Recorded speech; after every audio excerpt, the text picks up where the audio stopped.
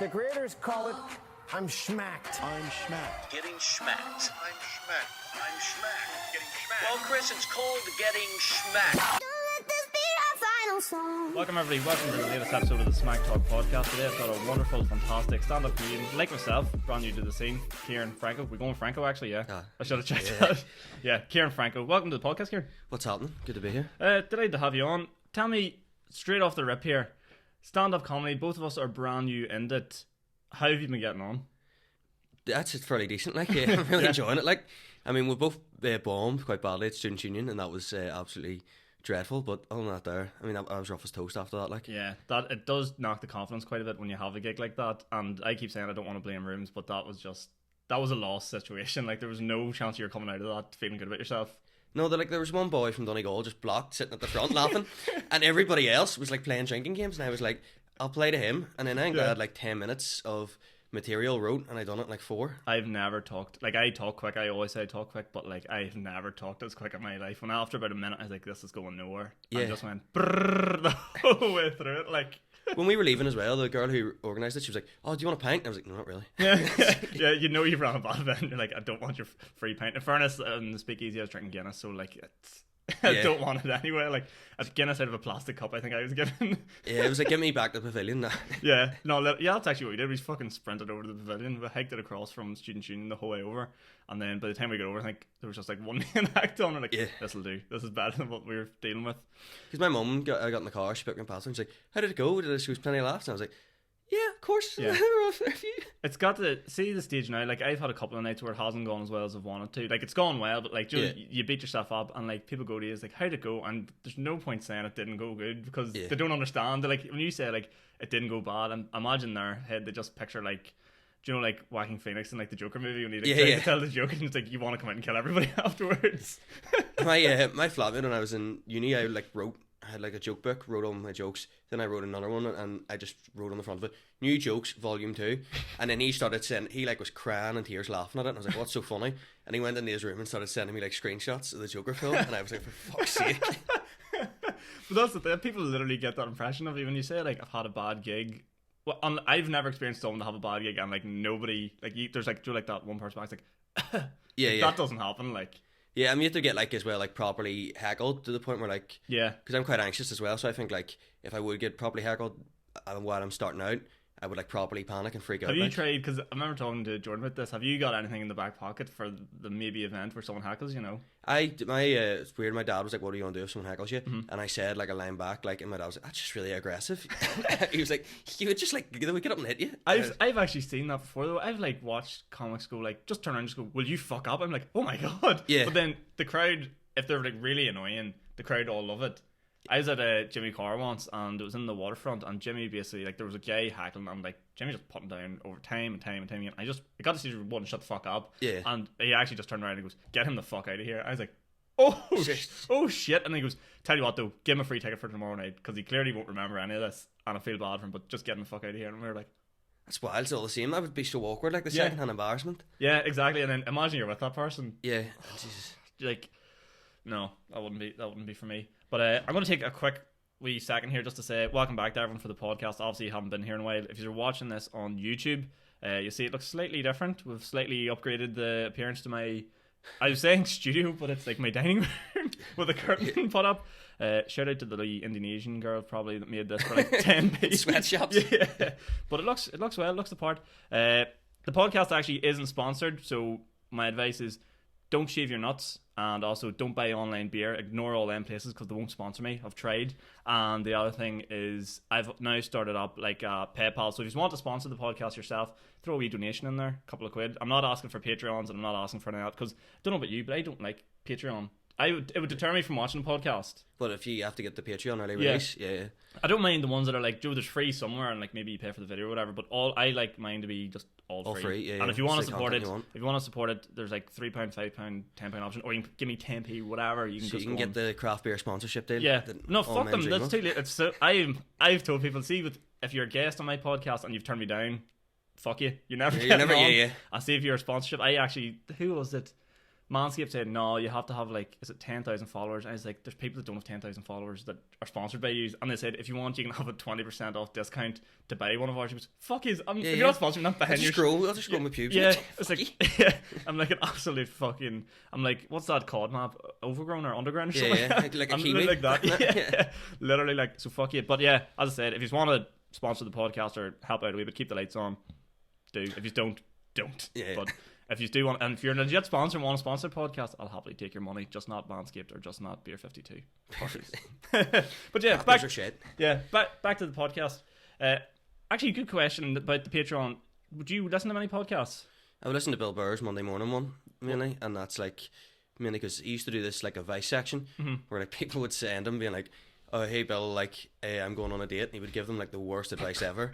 Why would anyone ask Bill Burr for advice? The most passive aggressive man in the world. They'd be like or not even passive aggressive, just aggressive. They're like, hey Bill Burr, I think my girlfriend's cheating on me, and he'd be like, fuck it, drop her. And he'd just be like, right.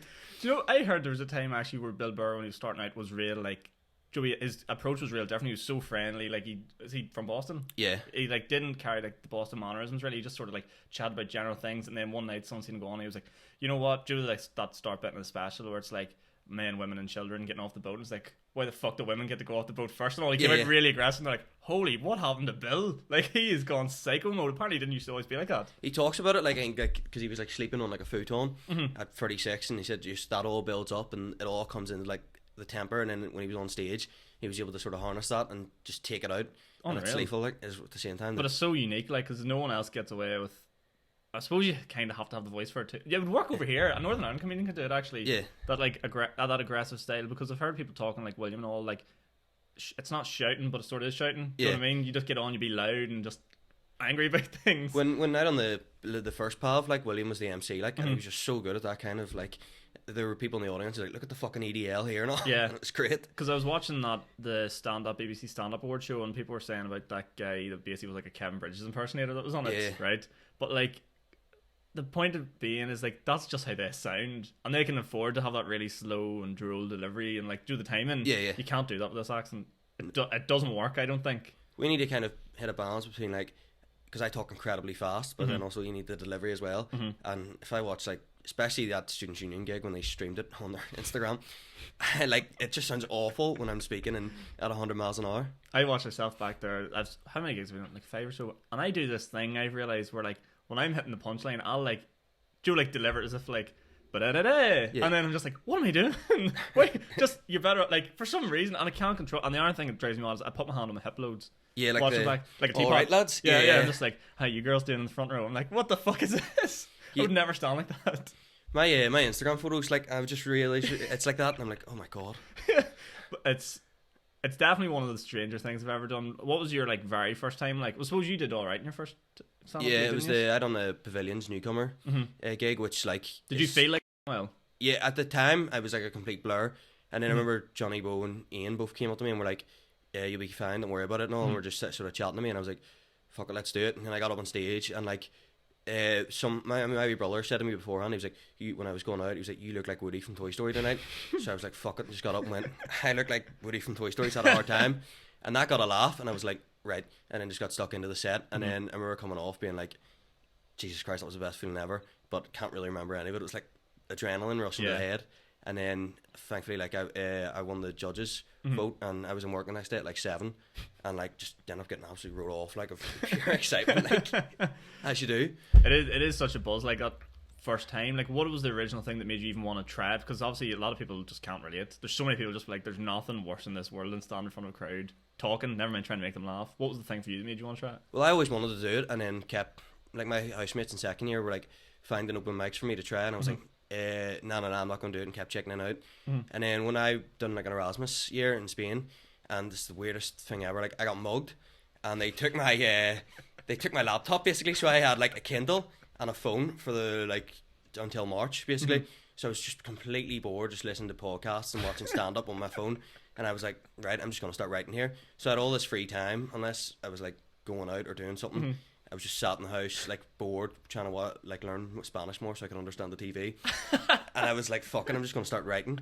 And if I go back and look at the stuff I wrote in Spain, it's like just me complaining and being really angry, Yeah. and none of it's funny at all. And probably half of it, I look at him like, Jesus, Yeah, you could this not is a say very it. dark time in my life. Yeah, just angry about getting mugged, and I'm like, fuck this, fuck that. And then thankfully it's like I've not evolved, but like made it better and honed it a bit. Mm-hmm. But like if I had have came back, I remember it was like February time, and I was coming back for a week at Easter, and I was like, I'm gonna mail the pavilion and see if they'll give me like 5 minutes. Mm-hmm. And then thank God for the coronavirus, like, because if I had have gone up and done 5 minutes of any of that, Yeah. I probably would have my head kicked in or something. Being like, There's someone counselling you at the end, just like, that boy needs help. Like, he's Yeah. very just not that angry funny, he's just angry. yeah, he's got no humor at all. He's just like angry at the world, like. It's like, does this boy not have anybody else to talk to? Yeah, so it's literally like, suppose then, yeah, got my laptop taken off me, so I was like, right, I'm just gonna write like mad here out of sheer boredom.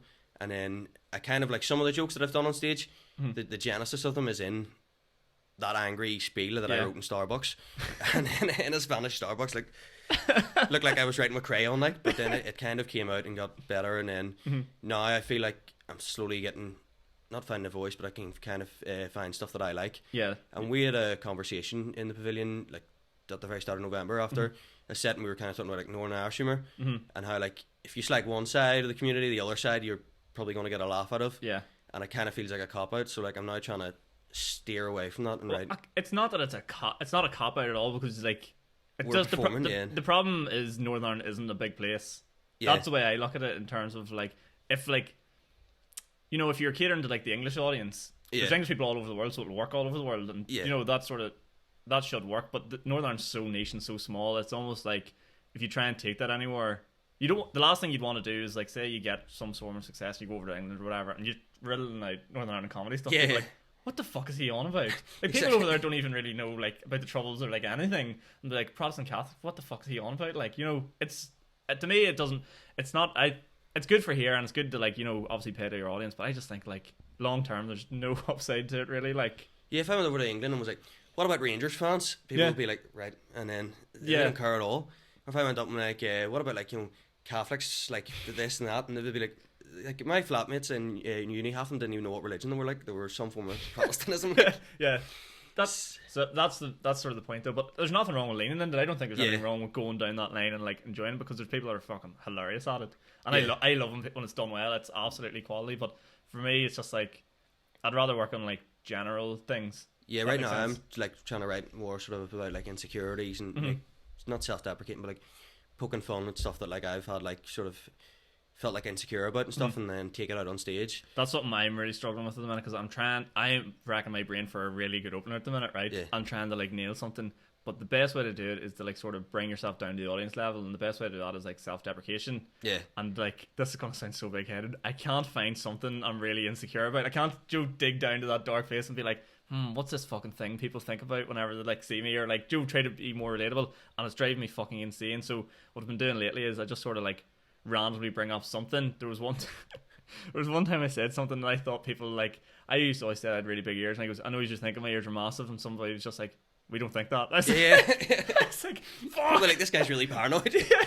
This way he just looks in his doesn't matter, just sees Dobbins. He's like, what the hell's wrong with him? Yeah, like, poor fella. Yeah, but apart like that's what makes it so like such a good game, you know, like in terms of like the hustle of like stand-up comedy, Yeah. like, because you just keep going over things and trying to find something. But that opening for me at the minute is it's killing me inside. Like, it's so tough. Have you got anything nailed down yet, or you think, or No, nothing. drawing blanks? I have a really good. See, my problem is I have a really good ending. I have a good second half, but my first half, I hate it. I hate every bit of it.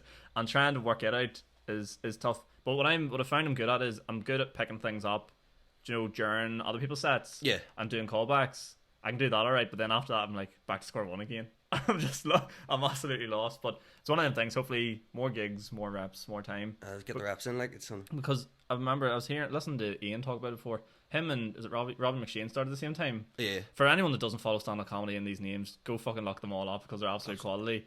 But Ian and Robbie started at the same time, basically within like a week or two, I think he said. And Robbie, by the time Ian had done 4 gigs, Robbie had done like 26, he said. Jesus. He was just like, he was just doing something every single night. Don't know how the fuck, what world that was, where there's something on every single night. But yeah, apparently he had like, by the time Ian had done like 4 or 5 gigs, Robbie had like 26, which is like, what? Probably like near enough 6 months to a year's experience.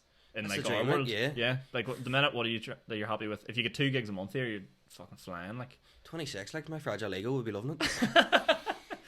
Jesus.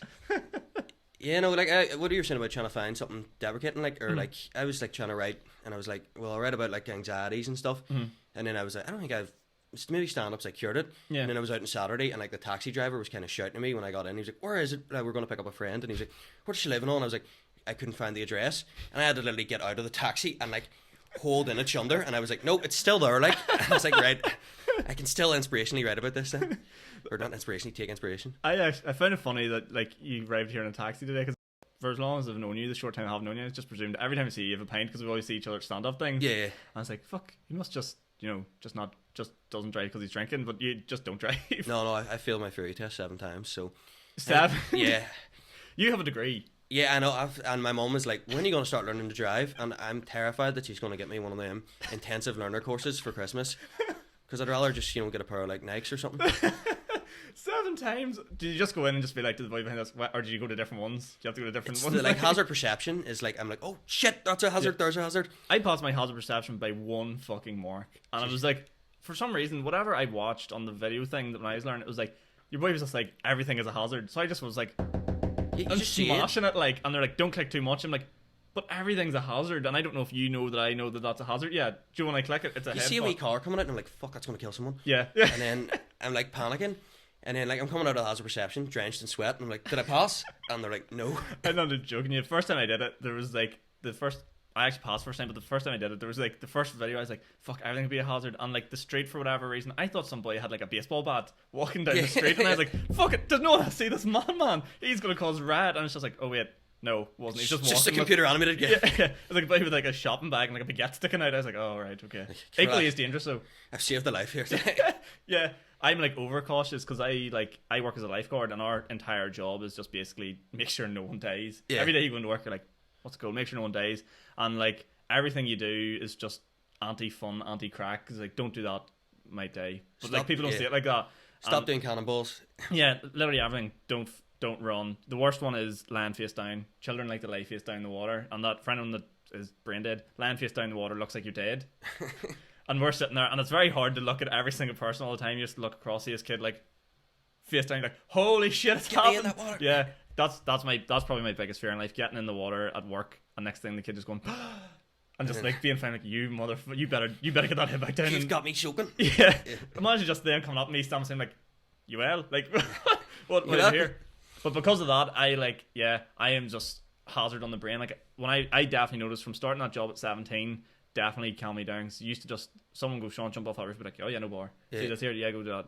There was a time we were like rock pooling at like Newcastle, and everyone's jumping in like from like 5 or 6 feet, and I was like, not doing that. You get a spinal injury. Like, I was like, what have I become? I hate myself. I've gone for the ropes. Like, I know. Yeah. Yeah. I was like, have you any idea what could happen? Or like, if one of you's land shot, do you know who's gonna have to do that spinal turn and drag you out? Me, you fuckers. So I'm not doing it. Do you not get invited to cliff diving anymore? No. They're like, no, oh, Mr. Buzzkill. No, I watch cliff diving videos, and just the anxiety of just like, it's like if they over rotated and fucking had a spinal injury, or if this happened, oh god, that's an absolute logistical nightmare trying to get them out of the water.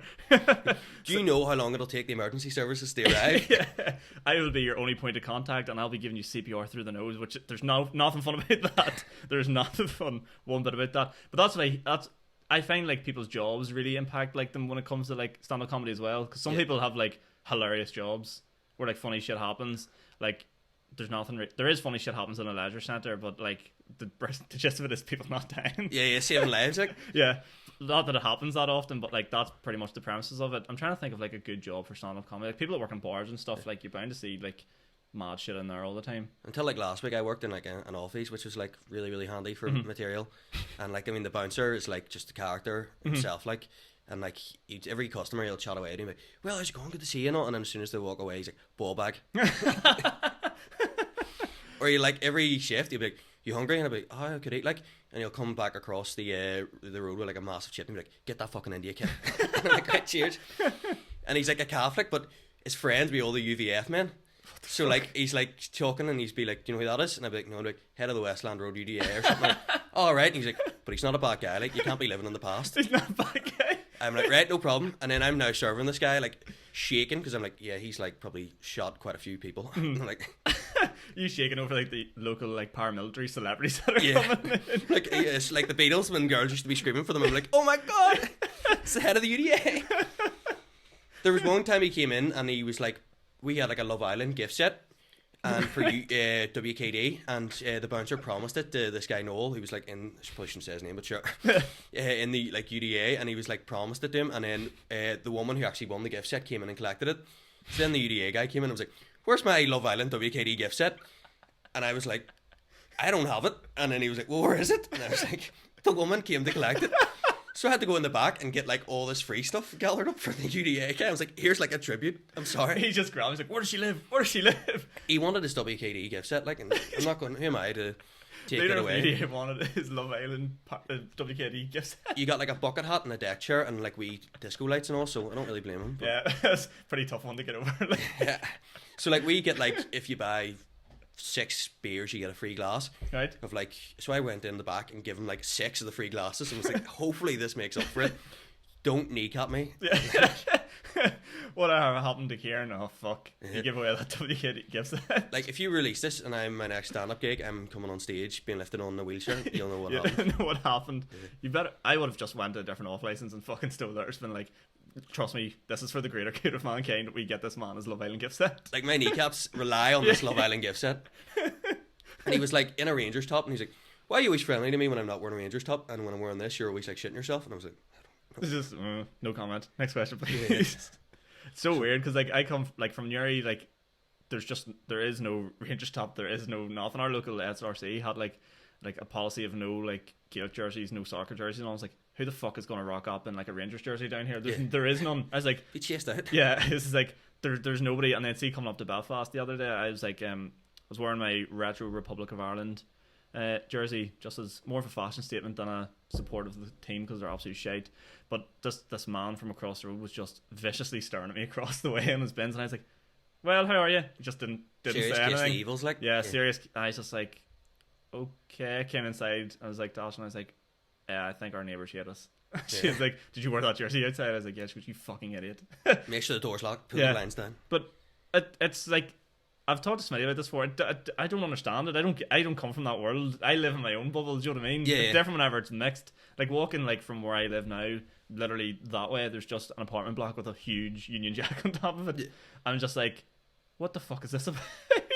Yeah, it's like you walk down, like I'm living like a Catholic area, and I walk down like 5 streets, and by my local, the UVF has just put up this massive flag to say like, you're in our territory now, and it's terrifying. I genuinely didn't know that them sort of things still existed. Yeah. I would have heard like people talking about it and being like joking about it and all, like, oh, whatever, and I'd be like, surely that's not something, but it legit is. You live in your own world down there. It's actually mad. You hear like people being like, I've got like friends, and they talk about guys they knew in school, like, oh, he's big up in the Provost now, or he's big up in the UDA, and I'm like, how do you get into that? Like, But what do they do? What do they do now? Because they're not obviously. Well, I don't know. What do they do? they'll go around to like small wee restaurants and demand protection money because apparently they're like looking after the community. But So it's basically like every like just crime TV series I watch where like the drug gang will just be like, you owe us protection. That's Yeah, it. It and, doesn't like- organise like nothingness. to some wee chippy who can barely like make a living, they're walking around and be like, give us £200, and it's like ridiculous. I love the business initiative, in fairness. Like, as a Yeah. business studies student myself, I do appreciate the hustle. Like, Yeah, I mean they got to make money somehow. Like, I mean, you could go out and get a job, but everyone's who out made it? Yeah, who made it? Tell I'm fucking begging for money on PayPal. yeah. I mean they can't starve. Like they've probably got wee paramilitary kids to feed and stuff. So Yeah, there's a whole like clan of them that needs to be upbringing, and I suppose they need supported. It'd be tough to see that tradition die. they need Celtic and they need Rangers kits for Christmas. So The fake ones you get for like 20 quid. on that, there's dodgy websites my uncle always sends me of like football kits, and the amount of times I've ordered off it, and then I ordered a retro Italy kit, and a Chicago Bulls jersey arrived instead, and I was like, why do I need this? Like, Like Dennis Rodman in the back. yeah, Of it's like, yeah. Who thought his name was Italian? So I put it on and was like walking about the house, and my dad was like, you look like a dick, and I was like, fair enough, take this off. Yeah, the other day, because I always buy all that fake shit, all these fake jerseys. Somehow they actually come real, but the other day for some reason I took a notion to wear like a hoodie with the basketball jersey on the top, and nice. I looked myself in the mirror and just like, you're not that gay. You're not that guy. You're not that gay, bro. Trust me. Look like an absolute dick. It's alright if you're going to like do like fucking, I don't know, the Met Centre or something like that to an actual game of basketball, but you're walking around Belfast with a fucking vest on over a jumper. You just look like an absolute clampet. Walking through Sandy Row with your busted Celtics on, like, what's that? It's like, it's vest or nothing. You can't be layering up underneath that, like. Yeah, and like, I have like awful armpit hair, so I'm never going to wear the vest. And you're not going to shave them thanks to our not sponsor. Yeah, well, that's a bigger reason to just grow the armpit hair. I could have got you a really good hookup there, but they've taken the low road, so they have. No, I was going to grow every hair on my body out, like. I like that you support the moustache. Is that a Movember thing? Is that just a style? It's a Movember, what is it, the 20th today? Movember, 20 days late, so. No, you just you just decided. Last night I was going out and I was like, you know what would look really good tonight? If I just grew a mustache. Shaved it all off. I was like, fucking yeah, I'm looking good. And then I arrived and someone was like, you look like Nacho Libre. I was like, I need to find more self-deprecating friends, so when I go on stage again, I'll actually find accurate things to like fucking rip myself into. come out with me and my pals, and you just get your head. Just get absolutely roasted. Normally, all my friends roast me about being an Arsenal fan, which in fairness is pretty hard going as itself. Like, well, as a Spurs fan, we're not doing too well either. And did you see Adele is a fucking Spurs fan? I answered your boy play Spider-Man, Tom Holland. Someone had up on Twitter today. It was like, no wonder Adele has so much heartbreak in all her songs. She's a Spurs fan. It's like her, Jessie J, or not Jessie J, the other one, Lily Allen. Is a Spurs fan as well. Yeah, but her brother's an Arsenal fan. It's like, what the fuck? One day I went down a rabbit hole of like, it's so sad. Like I went down of like looking up celebrity Spurs fans. It's like John Cena, Mark Wahlberg. I was like, oh yeah, we got these guys in that corner. Fuck it. I'm trying to think of the Arsenal. There's some real Arsenal ones. Was it like Bin Laden was. I'm not joking. Look up on the internet, Osama Bin Laden, Arsenal. The conversation took a turn. He used to, like, before like he went, blowing up buildings. He was like, pictures of him at an actual Arsenal game in Highbury. Fuck off. It's the weirdest. I thought he would have been with the Dons in Old Trafford, Joe, behind the dugout. I thought it more his days, him and Sir Alex fucking chewing away on him behind him. He's definitely, or Millwall, man, like the hardest team. Yeah, right enough. Yeah. What is it with Millwall fans? What makes them so angry? Yeah, I don't. Yeah. Like, fair enough, you're shit, but like, apart from it, why do you hate absolutely everybody? Everything about them's like hard, man, as well. Their stadium's called the Den. Yeah. Yeah, and like don't want to go in near it, like.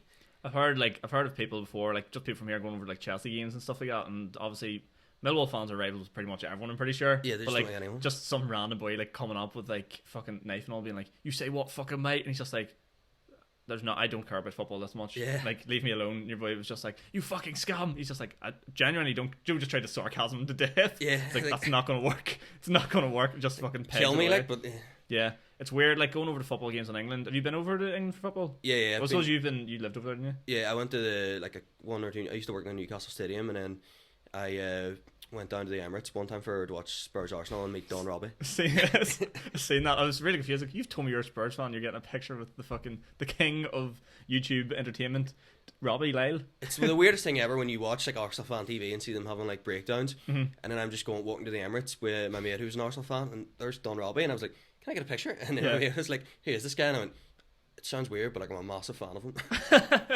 You must have went quite a while ago, because when I went like a year or two ago, like you weren't getting near the Don, like not even close. Like I had to get a picture with DT as a substitute, which just wasn't the same. Like. Or Troops, he now lives in America. Yeah, right enough. Like that's mad. Who else is there? There was the guy. What's his name? He's like. Well, he wears the Arsenal headphones. Oh, Ty, yeah. He's a legend. Yeah. Arsenal fan TV gets a bad rap, and as an Arsenal fan, I have to say I like it. Like when they go like berserk mode. I don't watch any of the ones that go like berserk and like clearly are gonna try and get like a bit of fame and stuff. I don't watch them, but like when you actually listen to some of the stuff they say and like a couple of their podcasts and all, it actually is.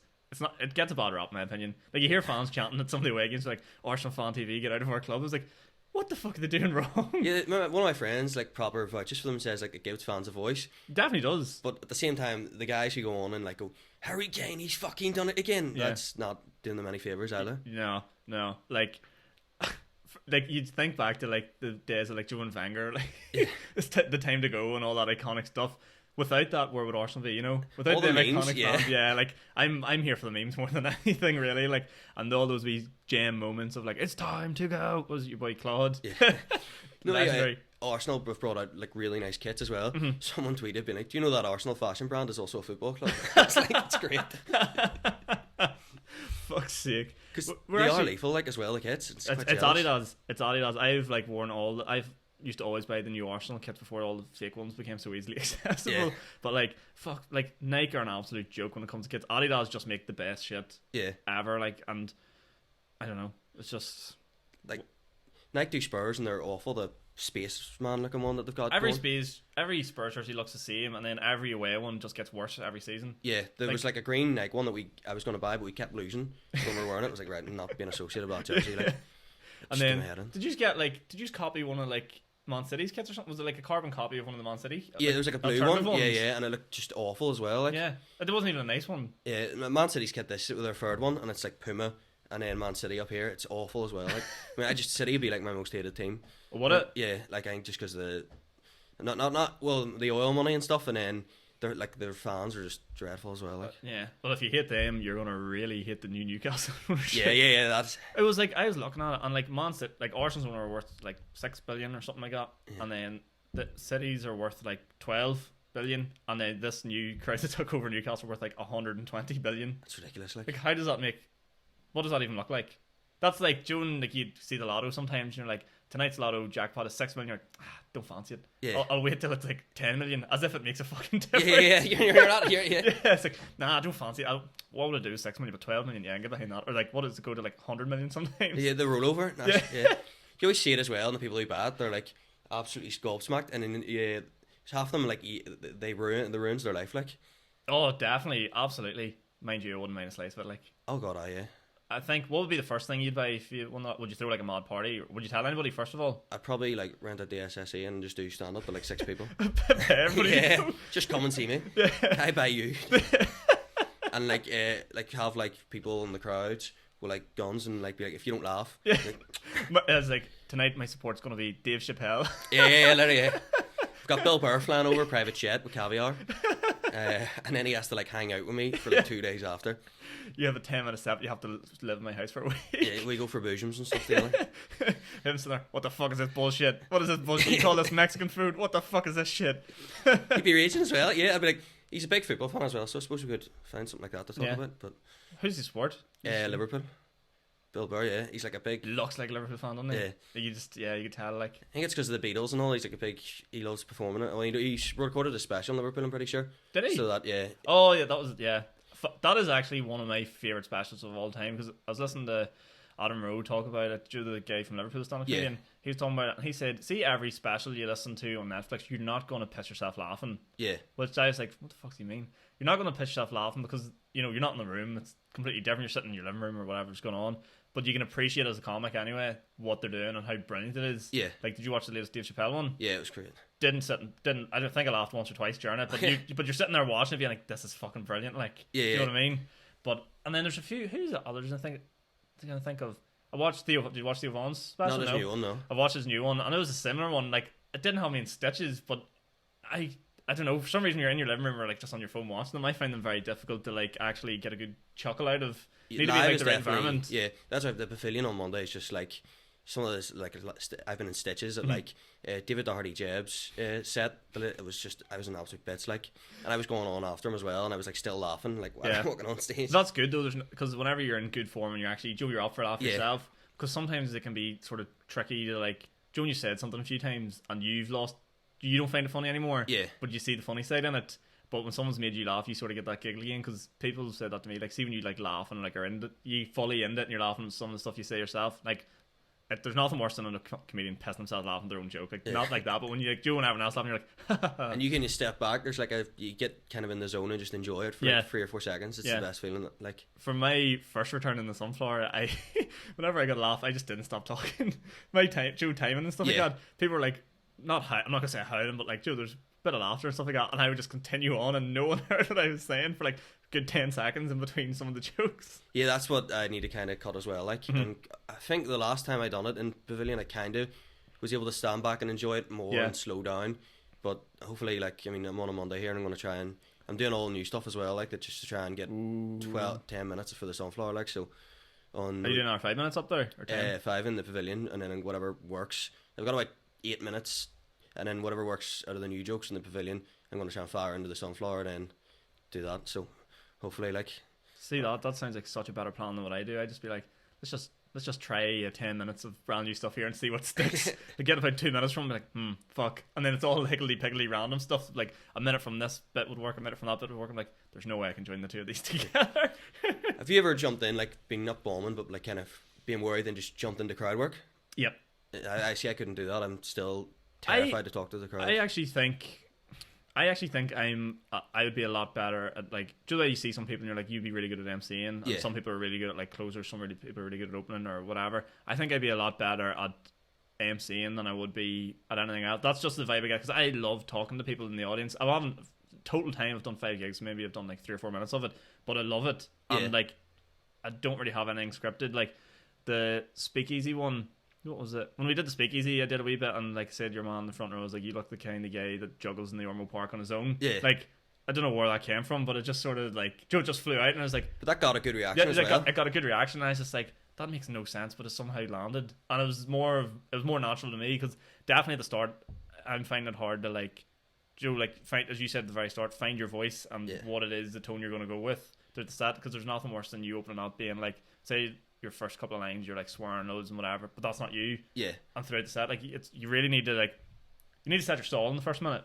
Is that a good term? Yeah, no, I like that. And like, also like what you're saying is like swearing too much, and that's something you need to kind of I need to cut out, like, and I'd say like after every joke, fuck, and I'm reading back. Do you swear a lot though, just in conversation? I'm trying to like lose it at the minute, like, or like cut it out all my dialogue, like. Just in daily conversations? Yeah, like, especially like with like jobs and stuff, I can't be around other colleagues being, get the fucking steady out, no? And like, it's an awful habit that I've carried over from school. Yeah. That just stays, like, because in school every day, like, teachers would be like, say the teacher was a celebrity, I'd walk out of class and like, she's a fucking bitch, and like, trying to make it as vulgar as possible, and now that's carried over from like, uni as well, like, and stuff. Were you a mouthy kid in school? Not to the teachers, but like, the other people I would have always like slobbered like to and stuff. And I've had one friend who always said like, you're going to get yourself hit, and then I never listened to him, and then like we were walking through the canteen one day and I was like, look at him, he looks like fucking Sloth from the Goonies, and then we were walking out and he like followed me like out and then just sparked me like clean out, and I had like a massive black eye. No way. And he was like, it got me extra time in my drama exam, so you know, you win some, you lose some, like. And then that kind of toned me down, like. But even in uni and stuff I would have like slobbered to. Really? Quite a slobber, yeah. And I'm just trying to learn that. But like not slobbering to random people, like slagging mates off and all. Mates. Yeah. There's nothing wrong with your mates, like, especially when there's no better feeling. See when you get a group of mates, like, and everyone's just busting each other's balls, like, that's one of the best things ever. Like, that's why I can't wait for like the comedy scene, because like obviously when you're like trying to get into it, you're sort of like meeting new comics is my biggest anxiety. Never mind getting on stage, like just meeting people and not come across like an absolute dickhead. Yeah. Because you don't want. I joke about it and have a good laugh and stuff like that, but you don't want to be like fucking Mr. like Coco the Clown coming in like, hey guys, what about this? And like running off. I did one gig before and everyone was using their material on each other in conversation behind stage. Yeah. And like trying to make each other laugh, and I didn't speak the whole time. I just sat there in silence because I'm not doing this. I've seen like I read Luke's thing, and it was like his article on how to run a gig, and he says like also try and not use or politely tell new comedians not to use their material on you in conversation. And like my flatmate basically kind of told me that as well. He was like, stop trying to use your stand-up jokes on me when I'm like hungover on a Saturday.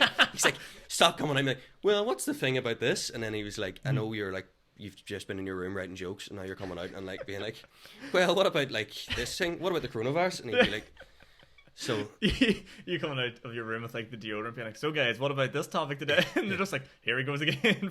He would like clock on straight away and just be like, nah, this isn't happening, like. Yeah. And then I've never tried it on mates on a night, like when I've seen them. I've never tried any material on them, but I do run my stuff past my girlfriend, because she has, and she don't like me saying this, no sense of humour. Will not laugh. Yeah. Won't laugh at anything. Then. I'll be doing a gig and I'll sit here literally this table and be like, what do you think of this? And I've got to say to her, I was like, don't, because she doesn't laugh. She goes, that's not funny. I was like, no, I'm not asking you to laugh. I'm just saying, like, do you understand why that would be funny now? Yeah. And she'd be like, I can see why people would laugh at that. And like, that's all I'm asking you to do now. That's all. Because she would just point blank sit there and goes, that's not funny. I'm like, oh, fuck's sake. So she would say, like, don't see why people laugh at that. She was like, my whole set, I would reel after, and she goes, nothing. Absolute. Talk about bringing you back to earth. Oh, absolutely. Like, that's why I was like, I used to always joke, because we've been going out for like 6 years, but like after a year or two, like just the way I go on, I'm quite sarcastic and stuff like that. And like I'd say some stuff there and it would go over her head, like she wouldn't have a clue what I'm on. Like, I was like, I'm fucking hilarious, and you have no clue how hilarious your boyfriend is, because with You other have no people, idea how lucky you are. I was like, people would kill for a funny cunt like me, and she's like, you're such a dickhead. I goes, that's why this works. That's exactly why Great this dynamic, works. like. I was like, if you just laughed at everything I said, my head would be 3 times as big as it already is. Like, walking in the pavilion, like, Jesus. yeah. I was like, geez, fuck, I am the funniest cunt on this earth. Like, but I've seen. Have you ever actually tried any of your stuff on like comedians when you've met them? No.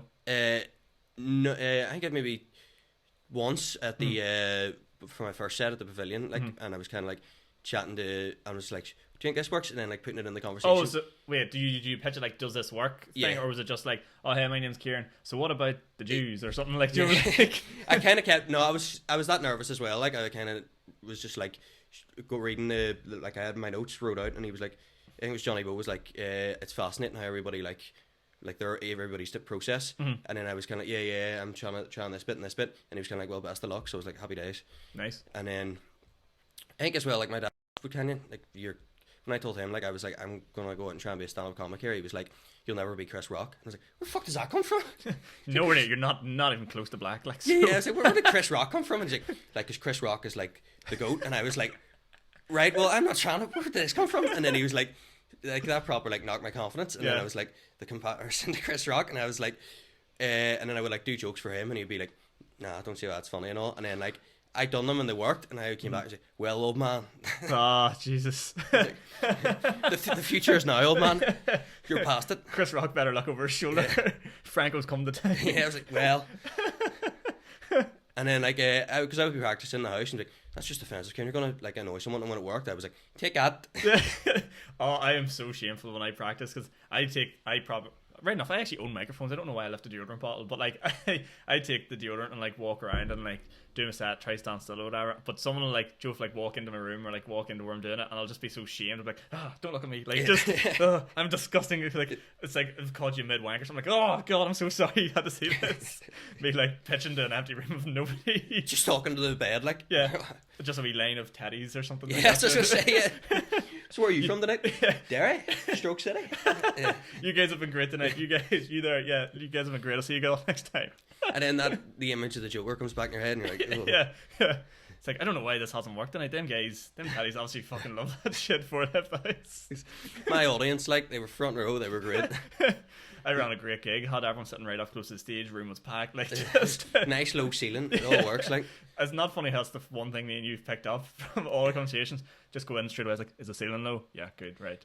Because like for people that don't know really, or like don't have Luke's Bible guide to how to run a comedy gig, there's like certain rooms and certain things that make it easier for when you're in. So like for example, like a dark room makes it easier because, you know, people feel more, I think the psychology behind it is people feel like safer, and like people aren't looking at you. Joe, if someone like throws a head and goes bah ha ha, some people like if they think they can see each other, be like, I don't want to laugh. If I saw someone I knew as well, like I'm like, fuck. Yeah, no, exactly. Or they think that they like, because believe it or not, the comedians can't see you. Yeah. Have you ever seen? The only person I seen was that boy in the speakeasy that time. Yeah, because that's because he was right up, and also their lighting wasn't that great either. Like I could see. Well, in fairness, they were playing beer pong, so they needed some lights on, like in the back corner. And in between every set, this couple got up and sang like 2 songs, and I was like, right. Oh god, like, I want to talk about that because we were like, I landed and It's the first time I met you as well. Like, yeah, it's the first time I met you, and you were all fucking reading the sheet and all shaky. shaking, yeah.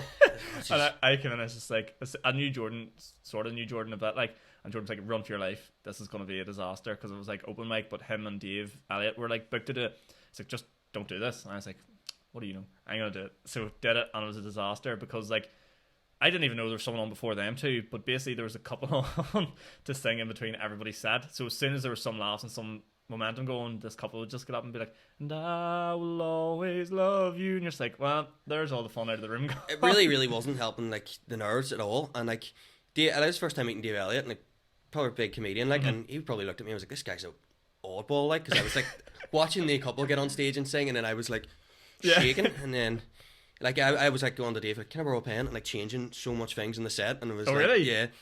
And then when you came in, I was like, right, happy days, and like another news, not new start, but like, yeah, you done like 3 or 4 more than me by this stage, and we were like chatting away, and I was like kind of calm me down, and then obviously we got on stage, and it was like, what in the name of God am I doing here? You know what? Looking back, that night was probably one of the best things that ever happened, because see, since then it's like it can't get any worse. Yeah. you need like that first initial bombing is something you have to get out of the way. Yeah. The fear of it looming over your shoulder if it's never happened is just going to be like, oh fuck. Yeah. If this happens, like, whereas I know now if I get on and like, you know, if like you don't have a great set or whatever, there's loads to take away from it. Yeah. Do you know what I mean? That night, not really, because who the fuck knows with that room really? Like, yeah, like you literally could have been Bill Byrne. It didn't matter. Yeah, they'd still be playing beer pong at the back of the room. And yeah. They just didn't give a fuck. There was one old woman actually as well. Do you know what I actually realised about that night as well? That was a mental health night. And that boy in the front row just got absolutely ridiculed the entire time. It was like, by the end, if he wasn't depressed by the end of that night, I don't know. It was mental health night, but they streamed us dying all over Instagram for everybody to see, like, which wasn't great. Just, yeah, that literally drove me to the drink. Like, there's not many things that drive me to drinking. Like, I was like, I need a drink after that, but that was one of them. That's one thing, like, I need to, like, cut out from stand-up gigs as well. Like having a drink after, like, I need to be able to do it and then just go home. At the same time, it's I like nice the idea. Yeah. I like the idea of that and how professional it is, but at the same time, you're kind of buzzing and like a pint after. Like, I actually, it's sort of like I live so close to the pub. Like, if I trip and fell from here, I'd probably land on the doorstep. And like, there's nothing that sort of it just annoys me. Not annoys me, but I'm like, fuck's sake. Whenever during the night ends and everyone's like, we're gonna go home now, and everybody leaves. And yeah, like a couple, yeah. Yeah, it's like, oh, come on, guys, it's a Monday night. What are you at tomorrow? Work? Oh god. Yeah. Me, a wee student, like being like, I haven't got class till 1:15 tomorrow. I'll be sweet. Stay for 6 Guinness. Come on. Yeah, come on the fuck, lads. That's like my most sociable night of the week now. Monday night. It is lethal crack. Like, and like the taste of a pint after you do a decent set is like unparalleled. Because whenever I did Oma, it was my first ever sober set. Yeah. I was drinking Heineken 0.0s. Takeaway from that night was 0.0s. What's the fucking point? Like, yeah, nah, just get a Coke. Yeah, literally just shite. But did it completely sober? But I actually felt way more like tuned Yeah. to the whole situation and was really aware of what was going on, which sounds very stupid because the maximum I will drink before set is 2 pints. Yeah. Just because they'll start to talk really, really quick and start to fucking, I don't know, go a bit woo-wah with it. But yeah, it was really interesting going fully sober. But you did your first couple sober, didn't you? I done the Pavilion one. Yeah. And then like after that, I was like, right, I'm gonna get on the beer here, like. Yeah. And then the Pavilion one as well. Like after it, like I just because I'd work the next day at like 7 and I was just that buzzing. I remember feeling like never had a nicer pint in my life. Like, yeah. And then we got up and like the next day, I remember like my auntie picked me up to take me into work, and I was like hanging, but just the sheer buzz of like I've done this after like giving it the big talk that I'm gonna do it after 2 years. It was unparalleled, like the feeling of it, because I done like a virtual gig over Zoom for my uni, and it was like, why? Yeah, and they cut, so I think I swore a bit in it, and they cut out every swear word, so it's like there's an episode of The Simpsons where Homer gets caught touching someone's bum and he does a radio interview or a TV interview, and they keep cutting the interview, so it just incriminates him, and it was like that. I was watching it live streamed in the house, like happy days, here we go, and it was like, hi, I'm here. Like, it was just jumping, and I was like, oh my god, this is awful. Whoever's doing production, I was like, that's fucking cunt. They were like, yeah, let's just ruin this guy. And I was like, hello, I'm Ciaran Franco, and this is, and it was dreadful. Yeah, it is tough. What is like, where would you like to take it? You know, your stand up, because like people obviously have different goals and stuff, and like you don't have to say if like you want to be like live off stand up comedy for the rest of your life, because that's gonna sound big headed. But like, would you want to just like sort of do the local scene, or would you like to take it round with you, or like? Yeah, I like to do as much of it as I can. Like it is like the favorite thing in the world to do. Like, and I was kind of like, I'll do 5 gigs, see how it goes. But then as soon as I'd done the first one, I was like, this is just the best feeling. I'm going to just keep doing this just till like.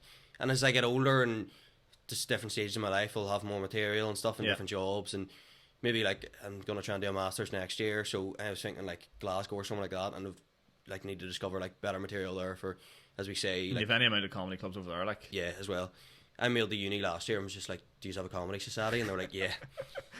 That's like your number one most important thing. Like. Yeah, forget the degree. Like I just don't want to get over it. I think Queen's got rid of theirs. Did it? Yeah. I remember whenever I was first year, I didn't go to Queen's, but I'd go to the fair because the free stuff's way better than the stuff you get out in Jordanstown. But I was walking around and there was like a stand-up club, but at that stage I wasn't overly interested in it. I was like, something I knew I'd do further down the line, but not then. I looked at it and I goes, oh, that's kind of cool. And then the next year when I sort of was more inclined to it, I was going to just, I was like, I don't go to your university, but like, where do you do it and all, and come hang out. Watch? Yeah, and it just wasn't there. Walked around the place like 3 or 4 times and like, holy fuck. Yeah. Because it was the only place you could actually go and get like your first time on open mic. Yeah. There's nowhere to do it. Like, I know if like you don't live in Belfast, you probably do it in Omagh or Derry really if you wanted to, but like the Green Room's doing a newcomers night in February. Are they? Yeah. Interesting. So I will not be attending that. Oh, my crowd did not like me. So, yeah. But there does seem to be a load of people down in Oma. A lot of people in that room were like, do like keen comics. But it was so funny because a lot of them were like, when are you getting up next? And he's like, there must have been 3 or 4 of them were just like, oh no, I'm not getting up for an hour while. Like, I don't want to. And I was like, I've never felt this like addicted to like doing something like this. Like, I've played football my whole life and like done other sports and whatever.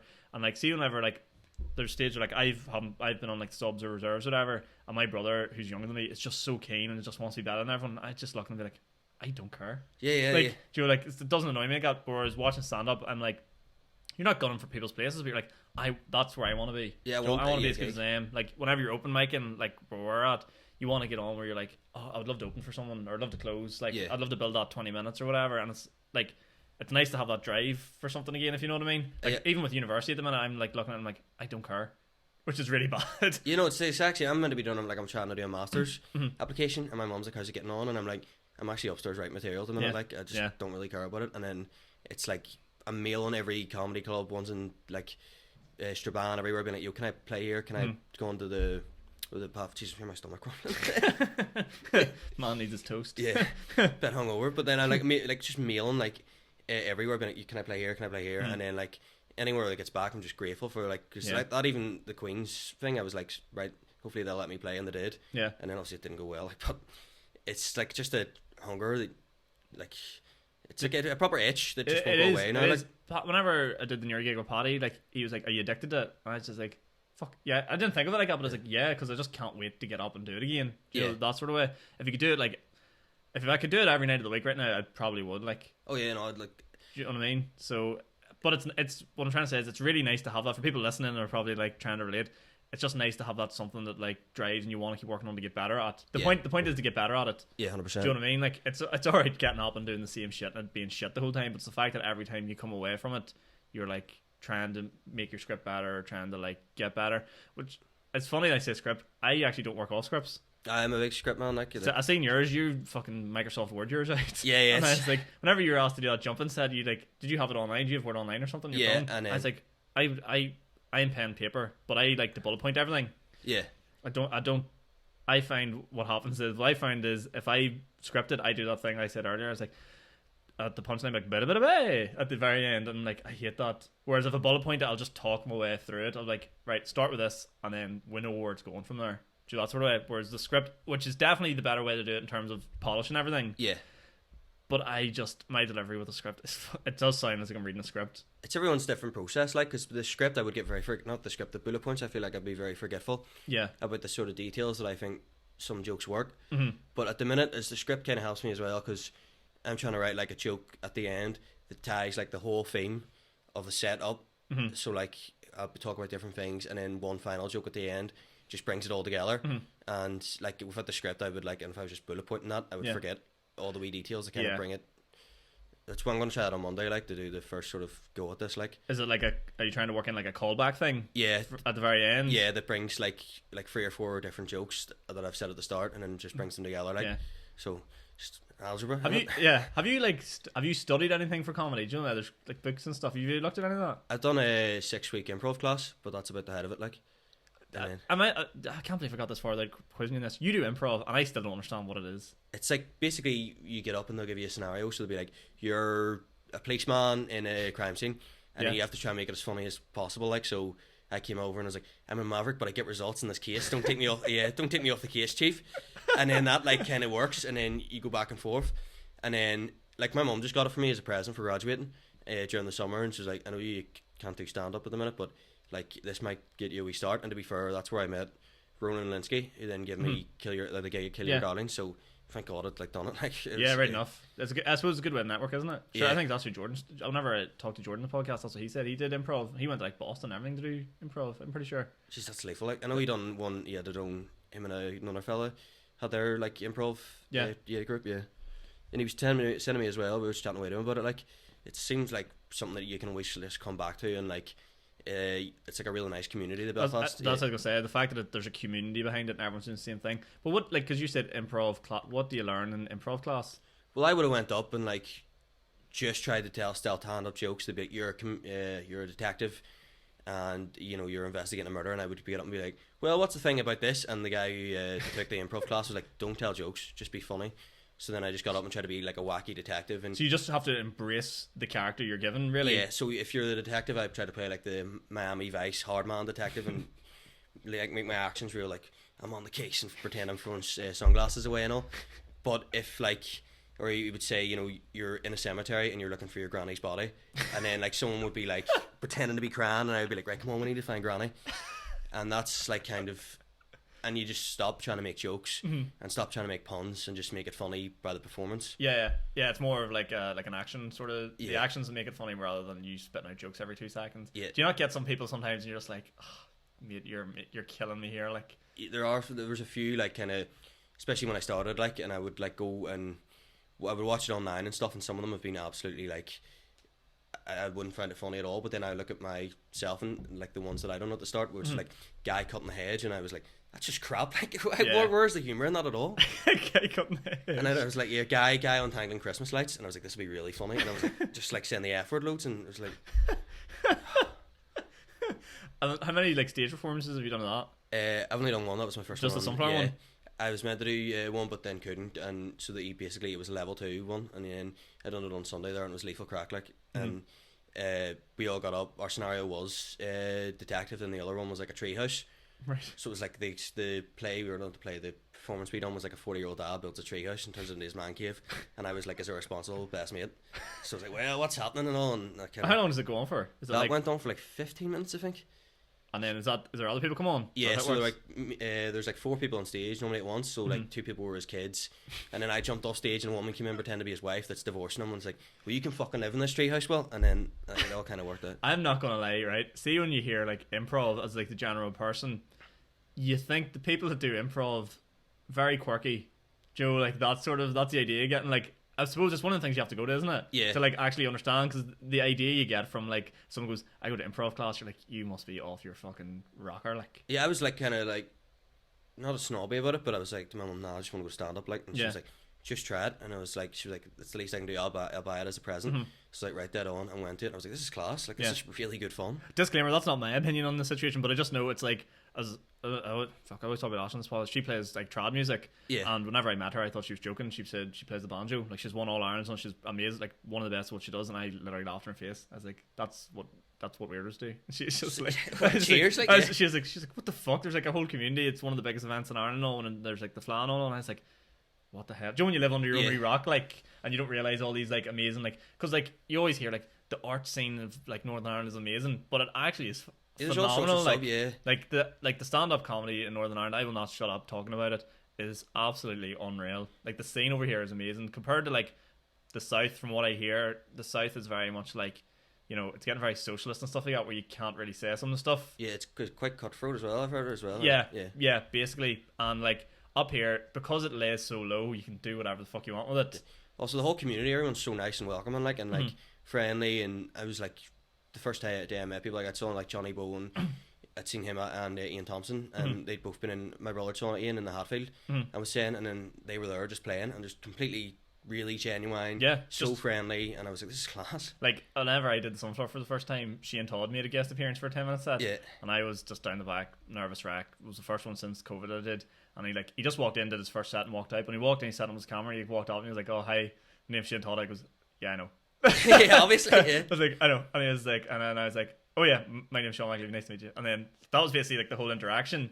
But like I was just like, that's quite humbling, the fact that like, he's probably the biggest at the minute. We sold out SSAs and stuff like that, like shows, and he like comes over to like the fucking new guy shaking in the corner being like, oh hey, how are you? Like it would be so easy for him just to fucking see you later. Chunder on, like come in, do his bit and piss off again, not say hello down. And even when he left, he was like really nice seeing everybody, and darted on. Like, and I've actually heard, I couldn't believe this, there's people like there's people that hate on Shane, right?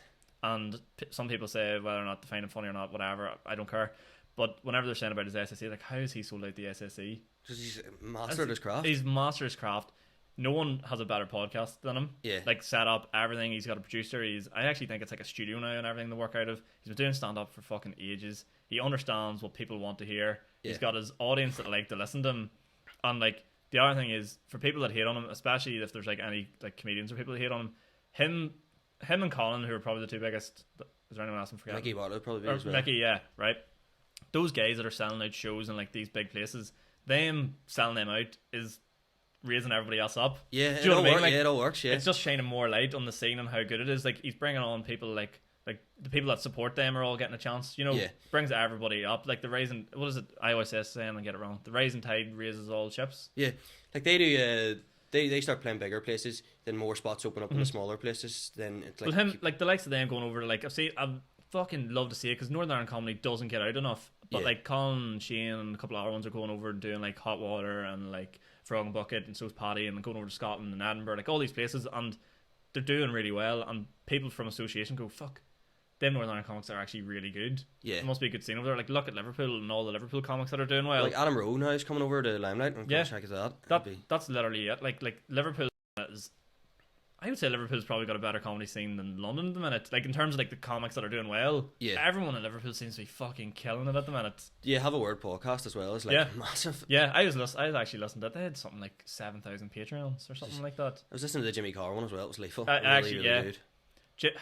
Jimmy Carr's such a master. Yeah. See, even like his like that podcast, like he doesn't always try to be funny either. Yeah, what he said. He's real smart. Like he's real educated. That's what I'm trying to say. It's like thing about like if you tell a joke and you get the whoa and then people laugh, or if you just get the whoa. Yeah, is it funny or is it shocking? Yeah, which one is it? Because I've sort of think like I've heard like being at sets and I heard people say something and you just hear people go oh, and it might sound good on stage. Yeah, I've got them, I've shocked them, but then the audience are kind of like Jesus. Yeah, there's no need to say that. Whenever we went to Jimmy Carr, like it was like I've never seen anything like it in my life. Like there's some like I think somebody was telling me like most professional comedians aim for a joke every like 7 to 15 seconds or something like that. Yeah, they're like professionals. I would say Jimmy fired one out every 3 seconds for an hour and a half. It was awful. I've never seen anything like it in my life. And then he like comes off stage and like whenever I was listening to that podcast, he's like, oh yeah, once that hour's done, like just write a new one. But he's writing like 5-second jokes. Joe, he's not like stringing like a joke out for like any longer than it needs to be to try and make up the time. He's just like, if he hasn't got enough time, he'll just keep making jokes. Like how do you have the brain capacity to do that? Because I get like, to be fair, I try to anytime I get a decent thought of a joke in the head, like even if I'm on work and like I'll just be like, right, I'm back in a second here, run to the toilet and like, take it down in my notes. I do that. I actually want to run through some of the dead things that I went through in my brain that I thought were funny. Let me see here. I write them in my notes. Let me see here. See if I got some. I definitely do actually. Like I just look at some of them and think what is this? Education is screwed. Where do people generally go to get smart? I always heard stay in school. That's the way to do it. I'm a final year business studies student, and let me tell you, if you came up to me and asked me, Sean, how do you get smart? I wouldn't have a clue. They're making it harder to get smart. I listened to Joe Rogan podcast, and I've learned more than I have in 20 years. In school, we were taught prime numbers. Like, what the fuck's a prime number? That's it. Yeah. I was like, what the fuck am I thinking? Where did that come from? Yeah, I was like, none of that's funny, you fucking dick. Let me see. One one's Machiavellian guy, especially when there's free food involved. Taking a shit on company time. See, I used to have to. I put more context into mine now because there's some. Yeah, I don't know where this has come from. Like, stab the page. What? Don't believe in God, but love being a Catholic and everything that goes with it. I must have wrote all these steaming like. This one, like, Ireland is the only country in the world with a meal named after a specific day. When I say Sunday dinner, you know exactly what I'm talking about. Any amount of spuds and a lump of meat. What the fuck is going on? I must have been absolutely off my bops whenever I wrote that. We'll cover some of the modern topics and some of the things that came in here. Randomly enough, started off with this. Would you make an OnlyFans? There's the first question. Would I make an OnlyFans? I actually already have one, so it's quite big. Like, if you want to subscribe. My job I've been talking about, that is it. Would I make an OnlyFans? I suppose, yeah, and it'd be like me like in like a fireman outfit or me in like a cowboy outfit. Would you get the whole show out? Like, I've already got the mustache, like, yeah. So, but like different occupations, and I'm wearing the hat, but just staying completely naked everywhere else. And because we're like fuck Manscaped, just covered in hair. Yeah, just the hairiest thing ever. Not sponsored by Manscaped. I wonder if there's like a shampoo and conditioner. Did you get sponsored by for all our luscious hairs everywhere? I mean, like my hair is my favorite thing in the world. Like, so I'm like, yeah. The fucking really hairy ass that's just so smooth and silky. Like, yeah. Tresemme, if you want to sponsor the podcast, you can eat your dinner off this. The thing I brought up OnlyFans because I actually on my fucking Twitter you always get like fucking random fucking OnlyFans people come up on TikToks and stuff like that. TikTok's absolutely wild for it. We did a thing in work last night and one of the boys like, I'm gonna load up TikTok here. He goes, I bet you within 3, you know, you'll get a booty or someone girl shaking their bapas at you. And his was 6. I was like, oh fuck. So I opened up mine. 2. That's the algorithm got you. 2. I was like, you motherfuckers have done me here. Like, I need to get off it as well because it's the most addicting thing in the world. I'm sitting on my break and just like, yeah. I've lost my like ability to concentrate. Like I'll be listening to I am obsessed with YouTube. Have premium. Love YouTube videos. Love listening to podcasts on YouTube. And like, there's sometimes after like a wee while, maybe like a couple of minutes, I'll be like, fuck, and just go on to TikTok just to get that like whatever that fucking dopamine or whatever just from scrolling through a few videos and then back to the podcast. I've like lost my ability to like actually focus on one thing for more than like 10 minutes because of TikTok because everything's so condensed. I'm just like, holy fuck. It's a good thing I'm working 5-minute sets because that's probably about the height of it at the minute. Thanks to TikTok. Like, there's these 2 guys on TikTok and like I don't want to slab about other content creators like but they do the same joke over and over again. 2 guys like, and I know exactly what you're talking about. Boys that take drugs. Yeah, and like they keep coming up because I watch their videos and then get annoyed at it, and I watch another one and then just get more and more angry at like when you want a quiet weekend and then just like bags with the and then it's them like dancing in the kitchen at 7 a.m. and it really pisses me off now. And like my mates know that like if I get a random TikTok link sent for one of my mates and I open it up and it's them, I'm like, you fucking ruined my day.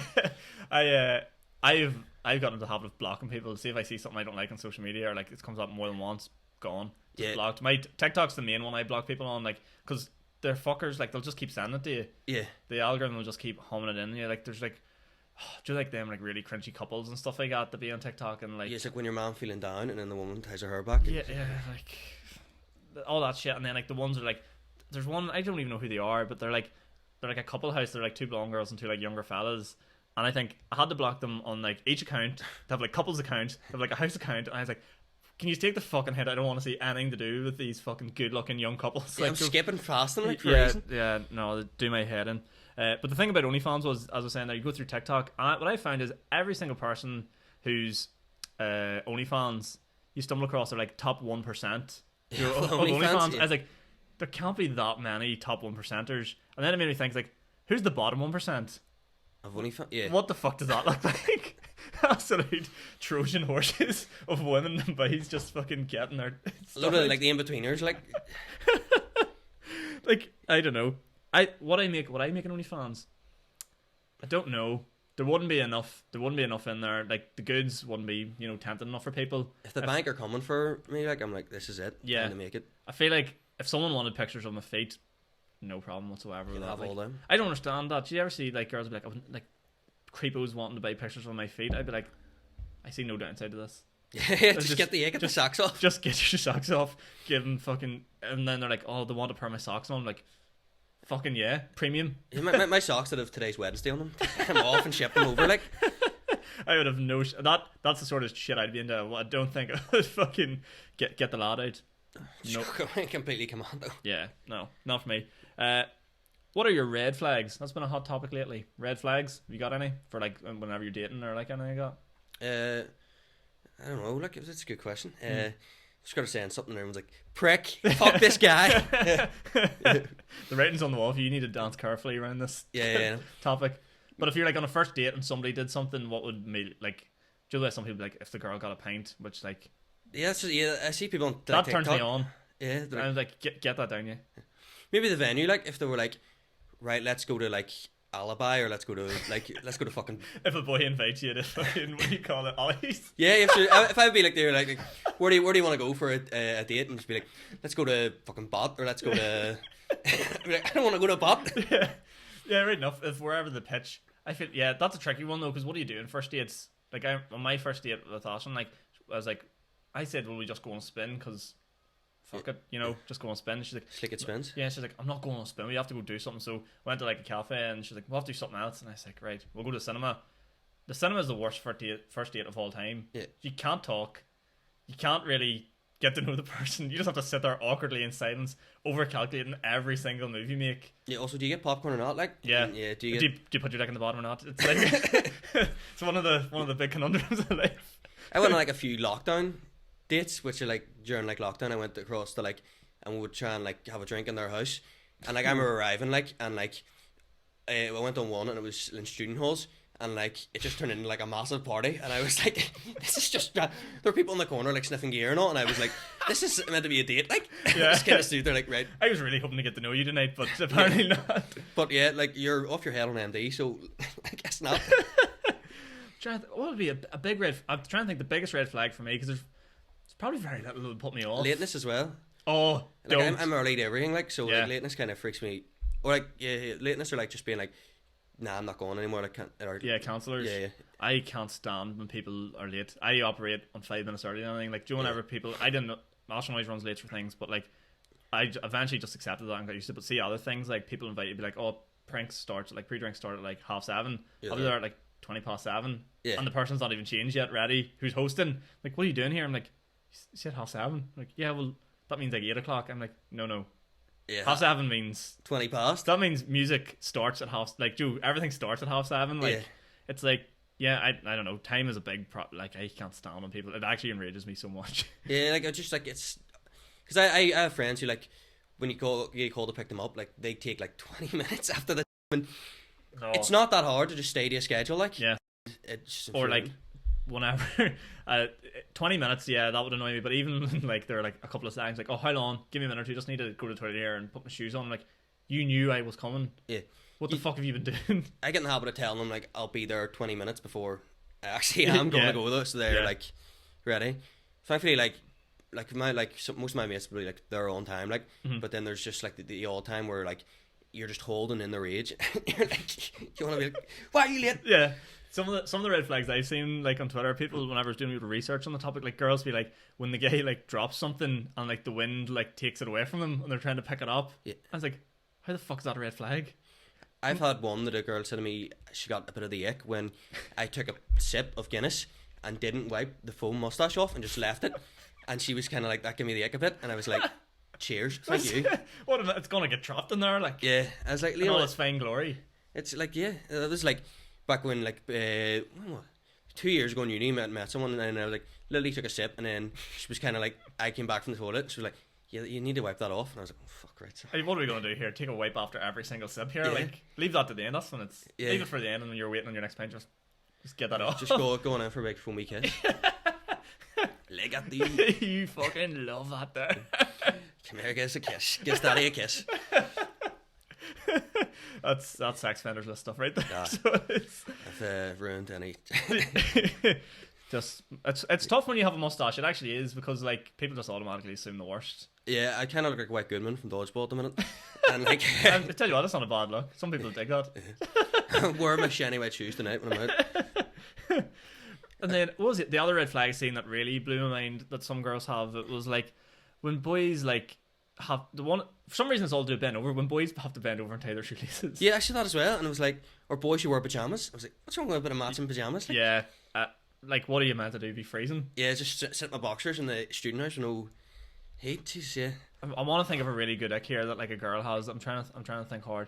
A girl, I think TikTok's a big ick. Joe, a girl that would like be flat out in TikTok. Yeah. That's probably not. That's a big red flag if they're on TikTok. The other red flag is, and this is a genuine red flag, 'cause for some reason when you're in a relationship for 6 years, people think you're some sort of guru.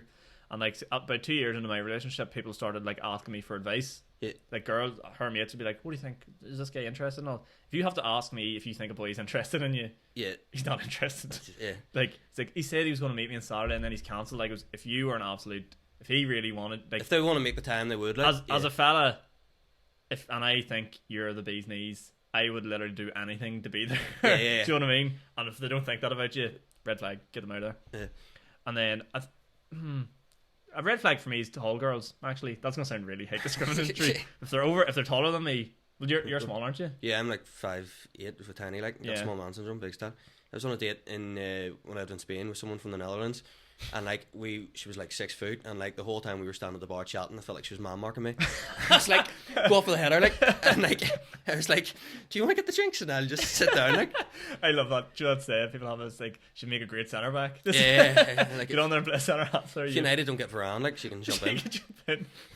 And like, yeah, it was, but like I didn't really mind either, like, but then like when we met friends after, and they were like, Jesus fucking hell, she's still a lot taller than you.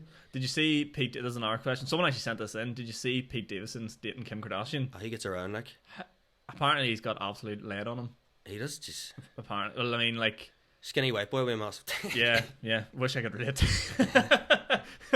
But like somebody had to fill the boots. Like Kim K is not going to go a week or two without getting her whole like. Also, it needs to be someone A-list that'll get the story. Yeah. And Pete Davidson's quite up there, like.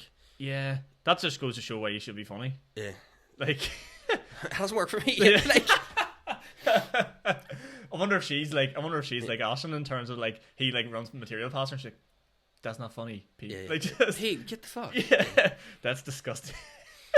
Yeah, no, like one of my mates was like, oh, you're a comedian, like you spent like I'm like, I'm not a comedian, I've done 5 gigs. Yeah, that's what I get. People be like, oh, it's like stand up comedian. I goes, I'm an open micer. That's the term I use. The guy's like, oh, so you're amateur stand up? He goes, well, let's not throw the term amateur around.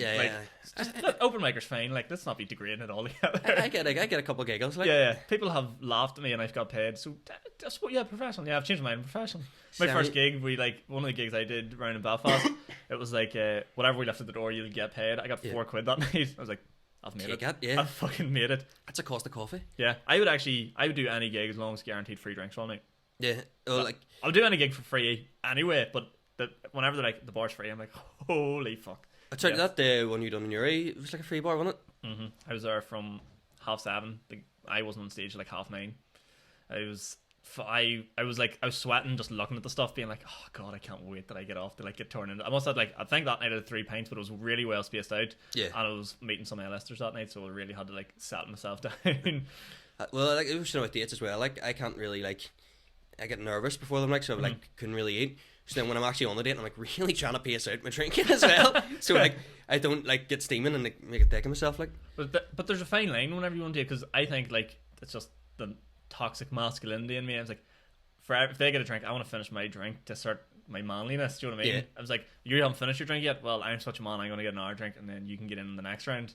No, I like be like proper anxious and I'm like, right, I haven't eaten here, so I don't want to end up steaming either. Like, yeah. So you just wouldn't eat before? Like or else it'd be like proper, like, I don't know, anxious or it's just a very neurotic guy, like, and then just constantly shaking. Yeah. So I'd be like, right, I was literally like last date I was on, I was thinking like, fucking hell, like I'm gonna end up blocked here. So like, just take it easy. And you need to steal Jordan's bit, Joe. It's like, if you see me because I'm shaking tonight, it's 100% because I'm nervous. yeah. You need to jump Jordan isn't nervous, but I am. Yeah, here's like the reason I'm shaking is because I'm about to poop out my cash or throw up. Getting in front of a crowd of people, like dead on, going on a date and trying to emotionally connect with another human being, fucking terrifying. Trying to show my vulnerabilities to another human being. Jesus, don't get me started. Fucking room awful. Full of strangers, not a bother. Yeah, room full of strangers. I'll get up and be like, fuck this, fuck that. Like on a date, like, I really like.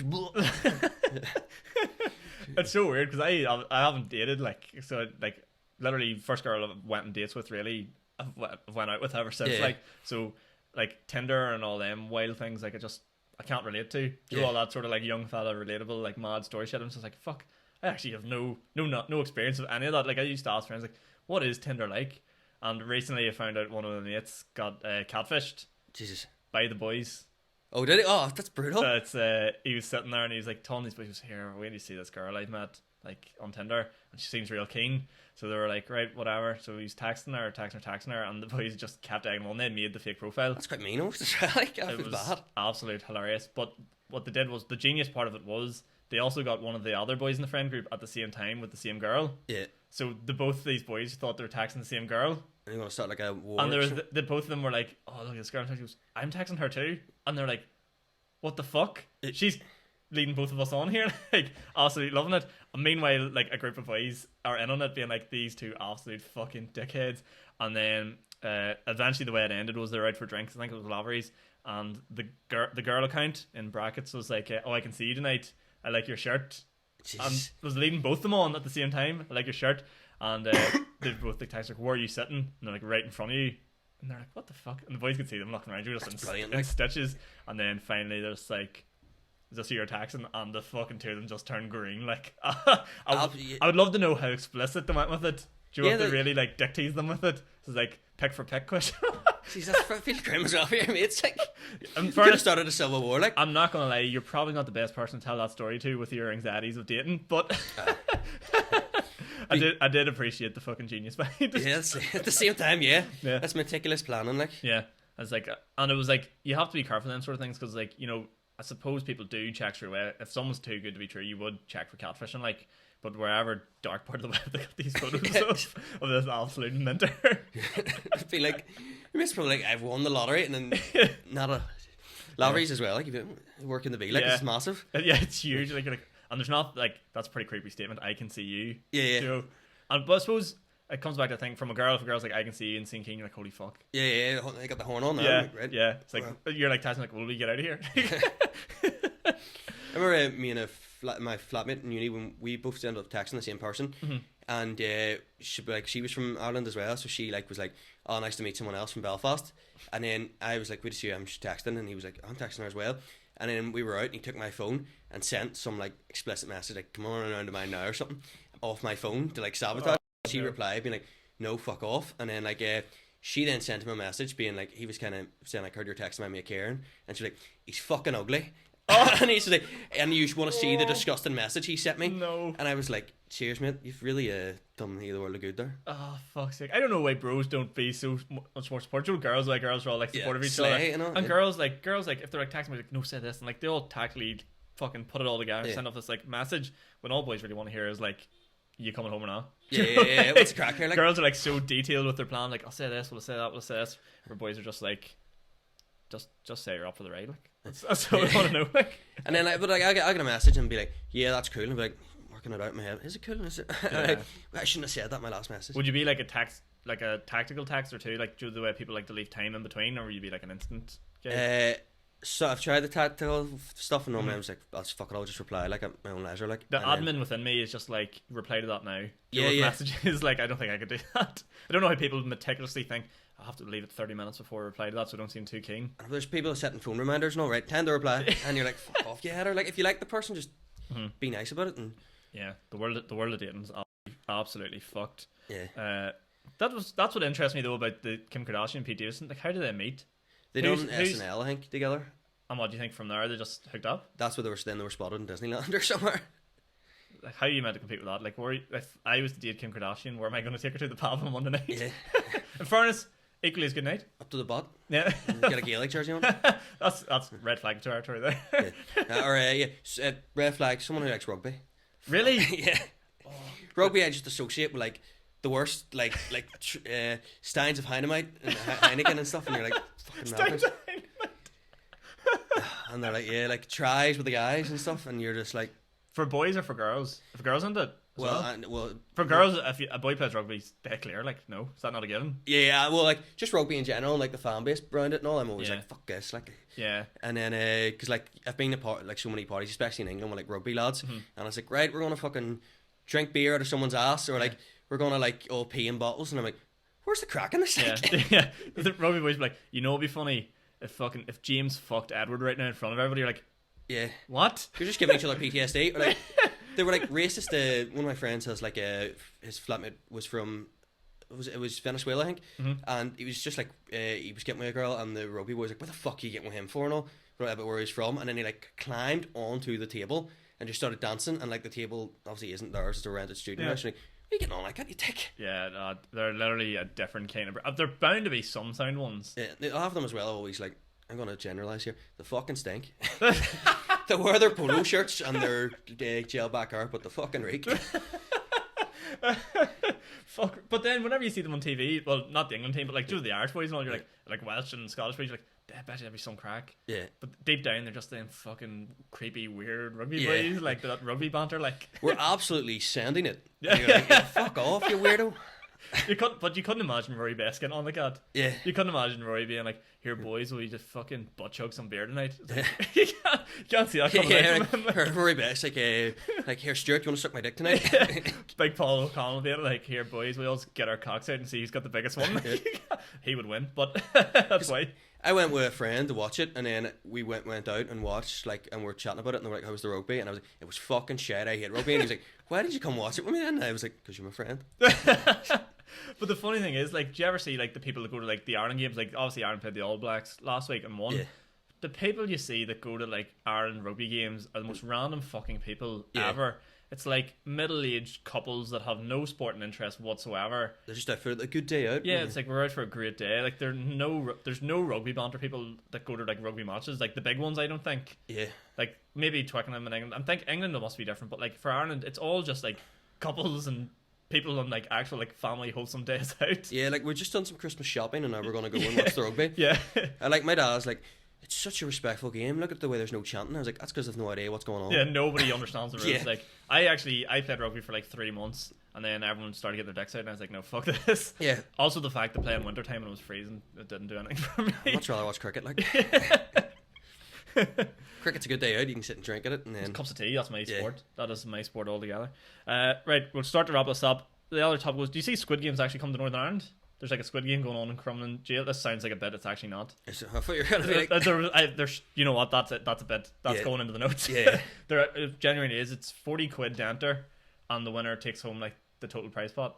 Jesus Christ! Like the whole thing's a big thing on capitalism. Yeah. People are like, because Chrissy Teigen done her like Squid Game theme party, and then she's like, well, and she's then posted about how much she loved the film Parasite. That you're just not getting. Yeah, message here at all. Like, but like Crumlin Road, yeah.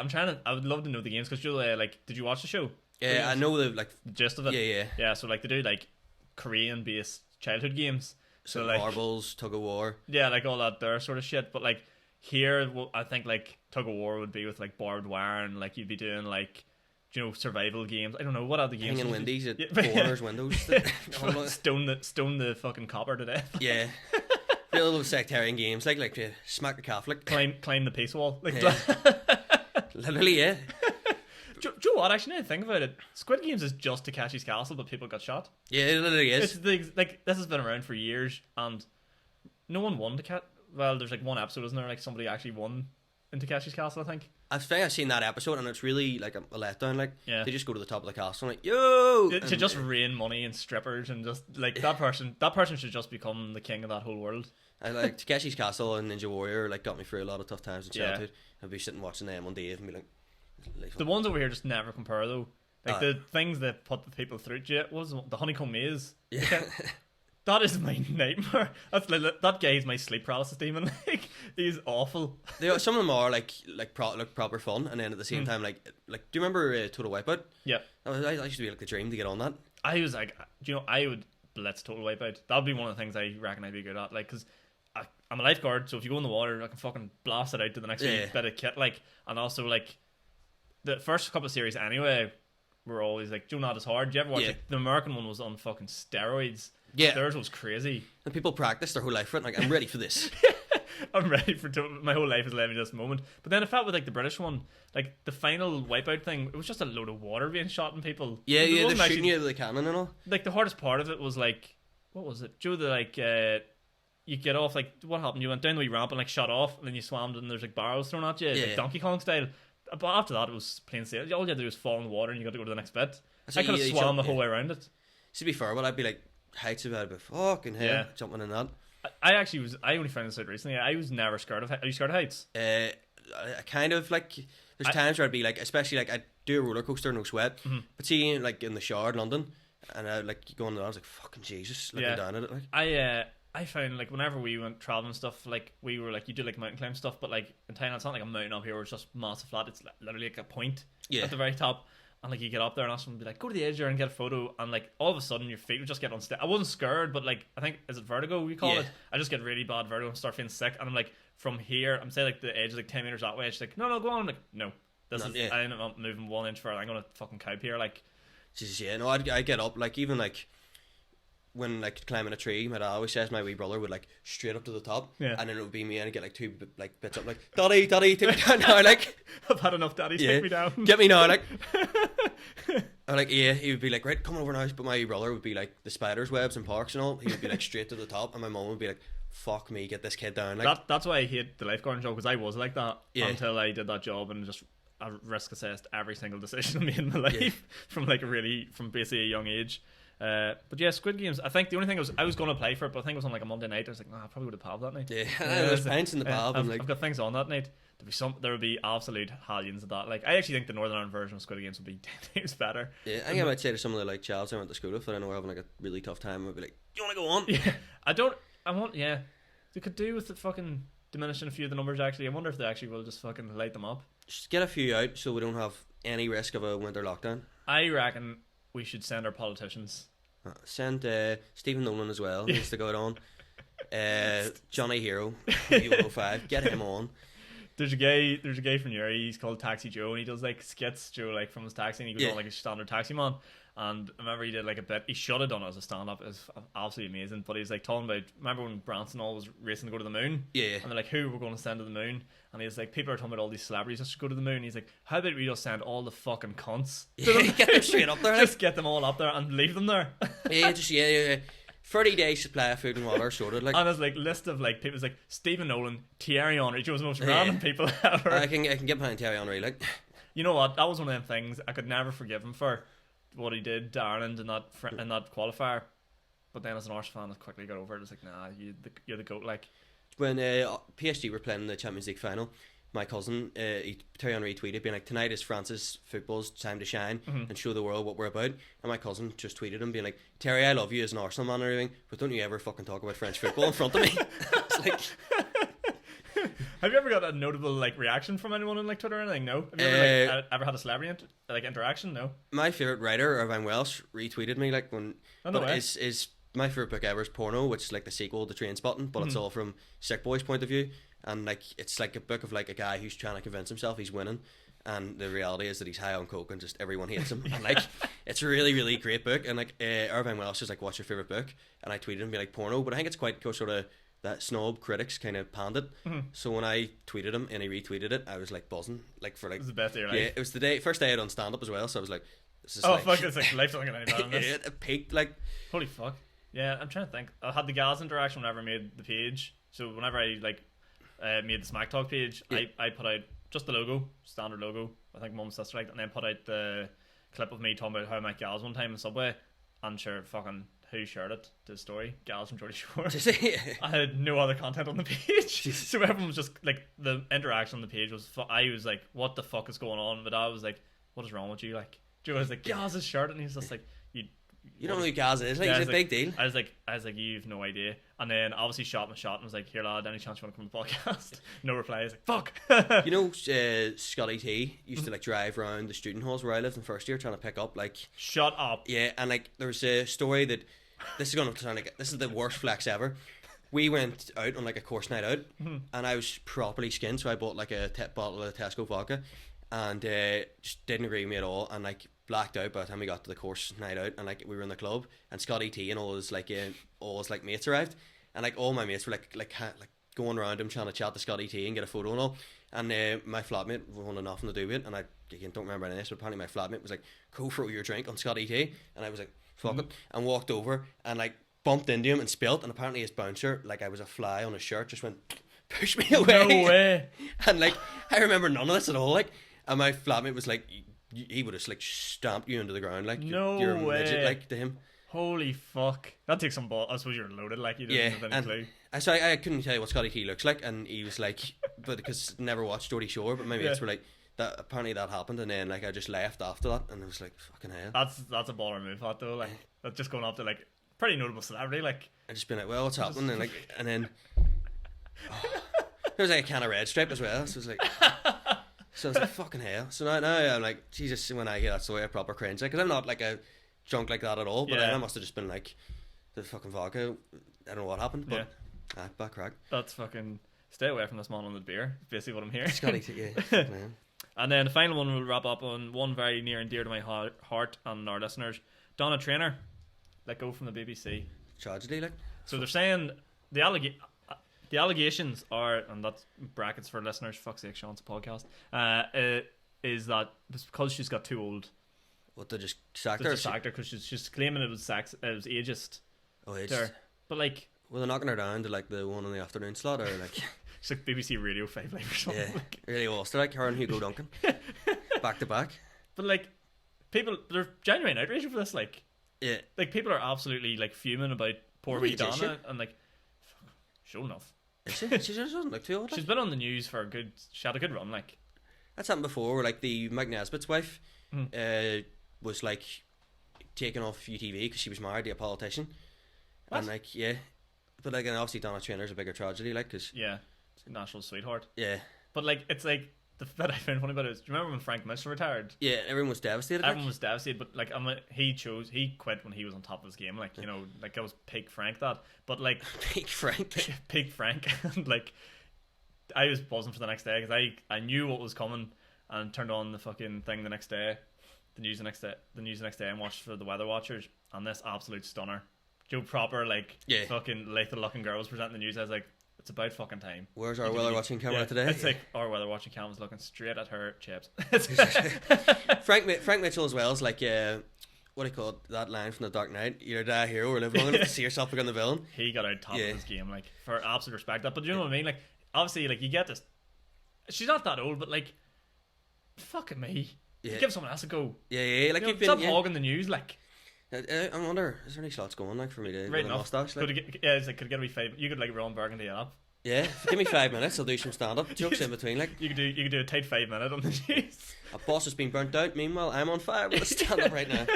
So, let me tell you about the time with the WKD gift set in the UDA. And it was like, it's like the coronavirus. He's just scrumpling up. And it's like, fuck that. She's heard enough about this. Here's a hot 5. Like, and here's a new 5 minute bit of I'm working on. Yeah. Anyway, I've been wanting to do this for 5 minutes, and like, there's like 1 million people tuning in. So here we go. Yeah. If you got like your shot at like the weather and the stuff like that, there's like, you can see what's going on behind me. But basically, what about the fucking buses, huh? Yeah. What about these mad bastards? Pricks, absolute pricks. What's the thing with like Stormont these days? Yeah. Are they going to do any work up there? Am I right? Nudging the newscaster. Or sitting there like, shut the fuck up. Yeah, and we shoot no, like a red tie. Be a red tie man, like. Would you be? Yeah. Yeah. A bit political, that isn't it? No. Is it with a green, white, and orange tie? Yeah. See, that's the thing about over here. I'm not, as I said, I'm not very culturally like aware. Yeah. Like places like when I'm at Doma, I was like, I don't really know what to expect. Is this going to be like? I'm gonna be like, I'm from the area, and they're gonna be like, boo. When people be like, are you Celtic or Rangers? I'm like, Hibs. Yeah, I've come up with the ultimate question the other day, and I might try to work it into a bit, but we'll fly it out here. So obviously, Celtic Rangers is based on Catholicism, Protestantism. Technically, is why they hate each other. But the head figure of both of those religions is Jesus. Yeah. So do we reckon Jesus supported Celtic, or do we reckon Jesus supported Rangers? Celtic tend to be better crack. I find Rangers do some weird stuff. I'd say he would have a better time. But then someone threw the ultimate like fucking spanner in the works there. I was like, do you think he might have just supported his local GA team, like Jerusalem or like Bethlehem FC GA? Yeah, he could have been. He could have been a local man. Yeah. Stays out of all that. Like he's like nah, but he's just fucking. Yeah, I go Sunday League like. Bethlehem NFC is where it's at. Yeah.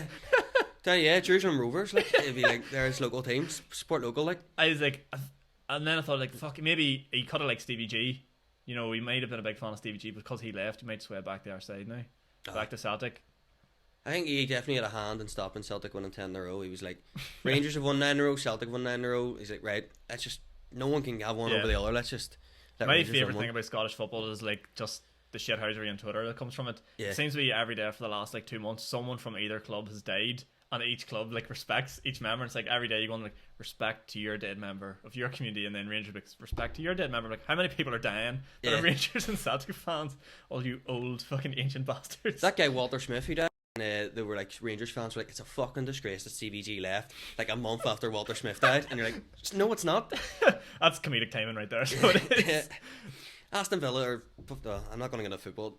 I am. Fuck you. If you think it's like whenever Brendan Rodgers left, Joe Celtic, like, how dare he leave whenever we were going to fucking, we were going so well and all this here. It's like, you're telling me you wouldn't go to Leicester, like. Yeah, it's just why would you say it? All my Celtic supporting friends will be like around my house later on with balaclavas and dragging me out like with claw hammers. Yeah, but yeah.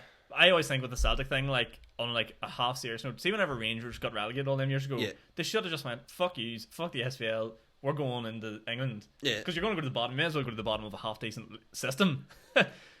Working your way back up to the SPL is like working your way like from fucking, I don't know, having like a really bad STD to a not so bad STD. It's like the only way to look at it.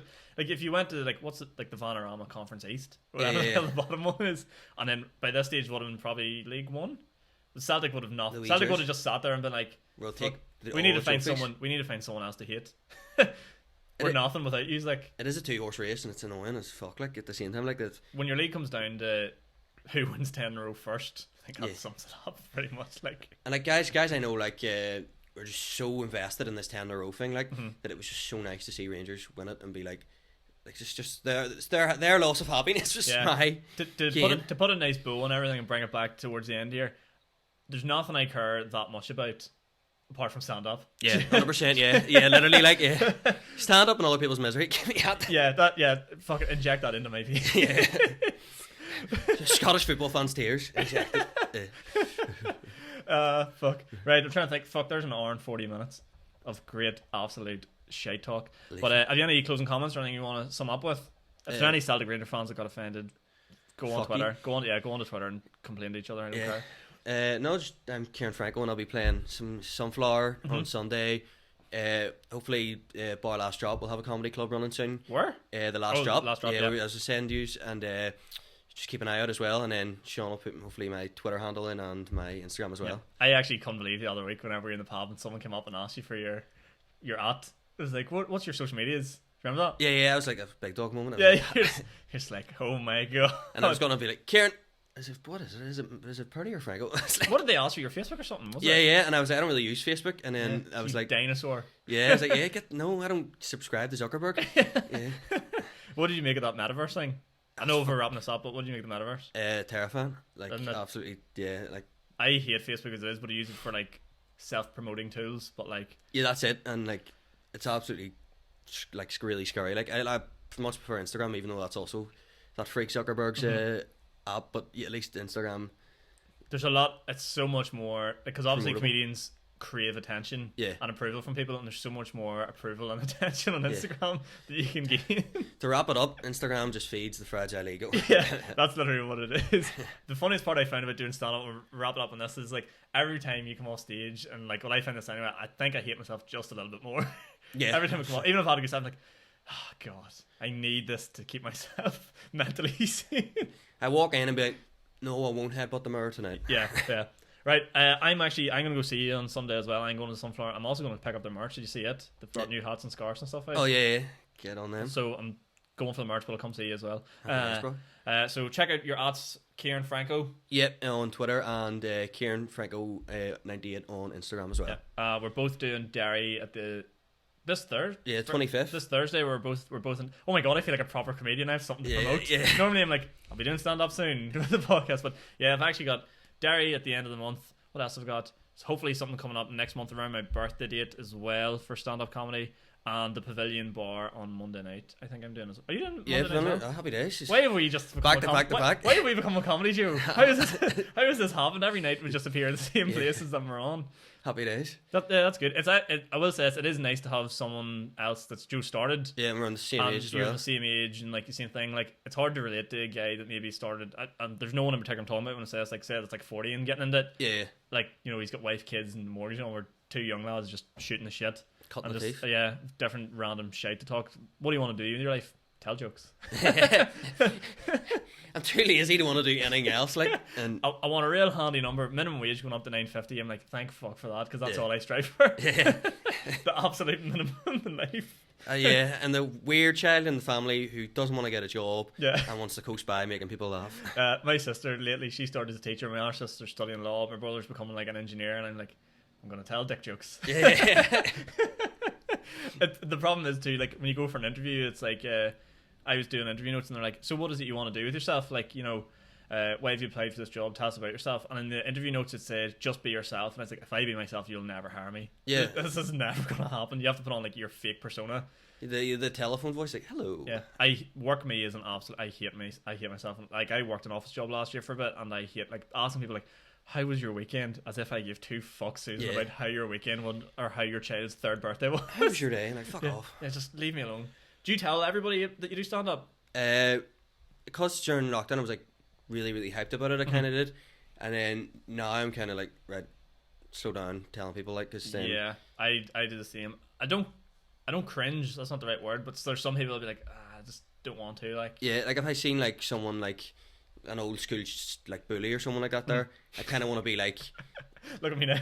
no, not even that. I'm kind of be like scared of them being like, you're not funny or something like that there. So it's kind of like, it's more adults for me when I talk to like some adults and stuff like that, because like my persona definitely changed when I talk to adults. You try to be more work mode, Sean, I suppose, professional, and they'll be like, oh, so what are you up to? Like, what are you doing? Like, and the monkey in my head's going like, say stand up, say stand up, say stand up, say stand up. I'm like, you know yourself, just playing football and usual shit. Like. Yeah, you need like my papa did like we were at a family barbecue and he was like going through everyone, like being like, and your cousin has a job in a financial firm and your other cousin's working in a law degree, and he was, and we Ciaran, who's gonna have a go at doing the stand up comedy, and I was like, cheers. Well, yeah, that's like it. He's doing the stand up comedy. Yeah, and he was, we don't know if he's gonna make it yet, but he's gonna give it a go, and you know, maybe it'll be funny, maybe he won't.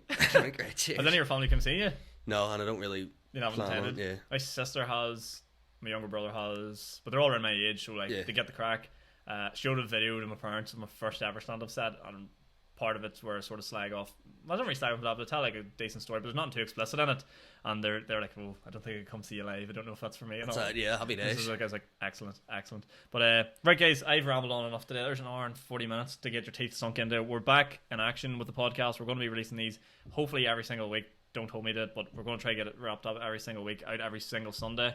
If you've enjoyed, go check out all Ciaran stuff. Franco, will find him on all social medias apart from Facebook. You'll find me everywhere as the usual places. We'll be live here on Spotify. You'll be listening on iTunes, YouTube, all them wonderful places. As I said, we'll be back. Let me know what you thought of the new set. If you want to sponsor and throw us a few quid to keep the lights on, be my guest. You'll see me again at the end of the month on Derry, and then in Belfast in the Pavilion Bar. Ciaran will be at both of those as well. And then keep your eyes peeled for any other stuff coming up, because there's plenty happening, and there's loads of great wee comedy clubs coming up and back around again. So Ciaran, I have to thank you again for your time. An absolute pleasure and a wonderful guest. And guys, I'll see you all again in the next one. Good luck. Happy days. Cheers.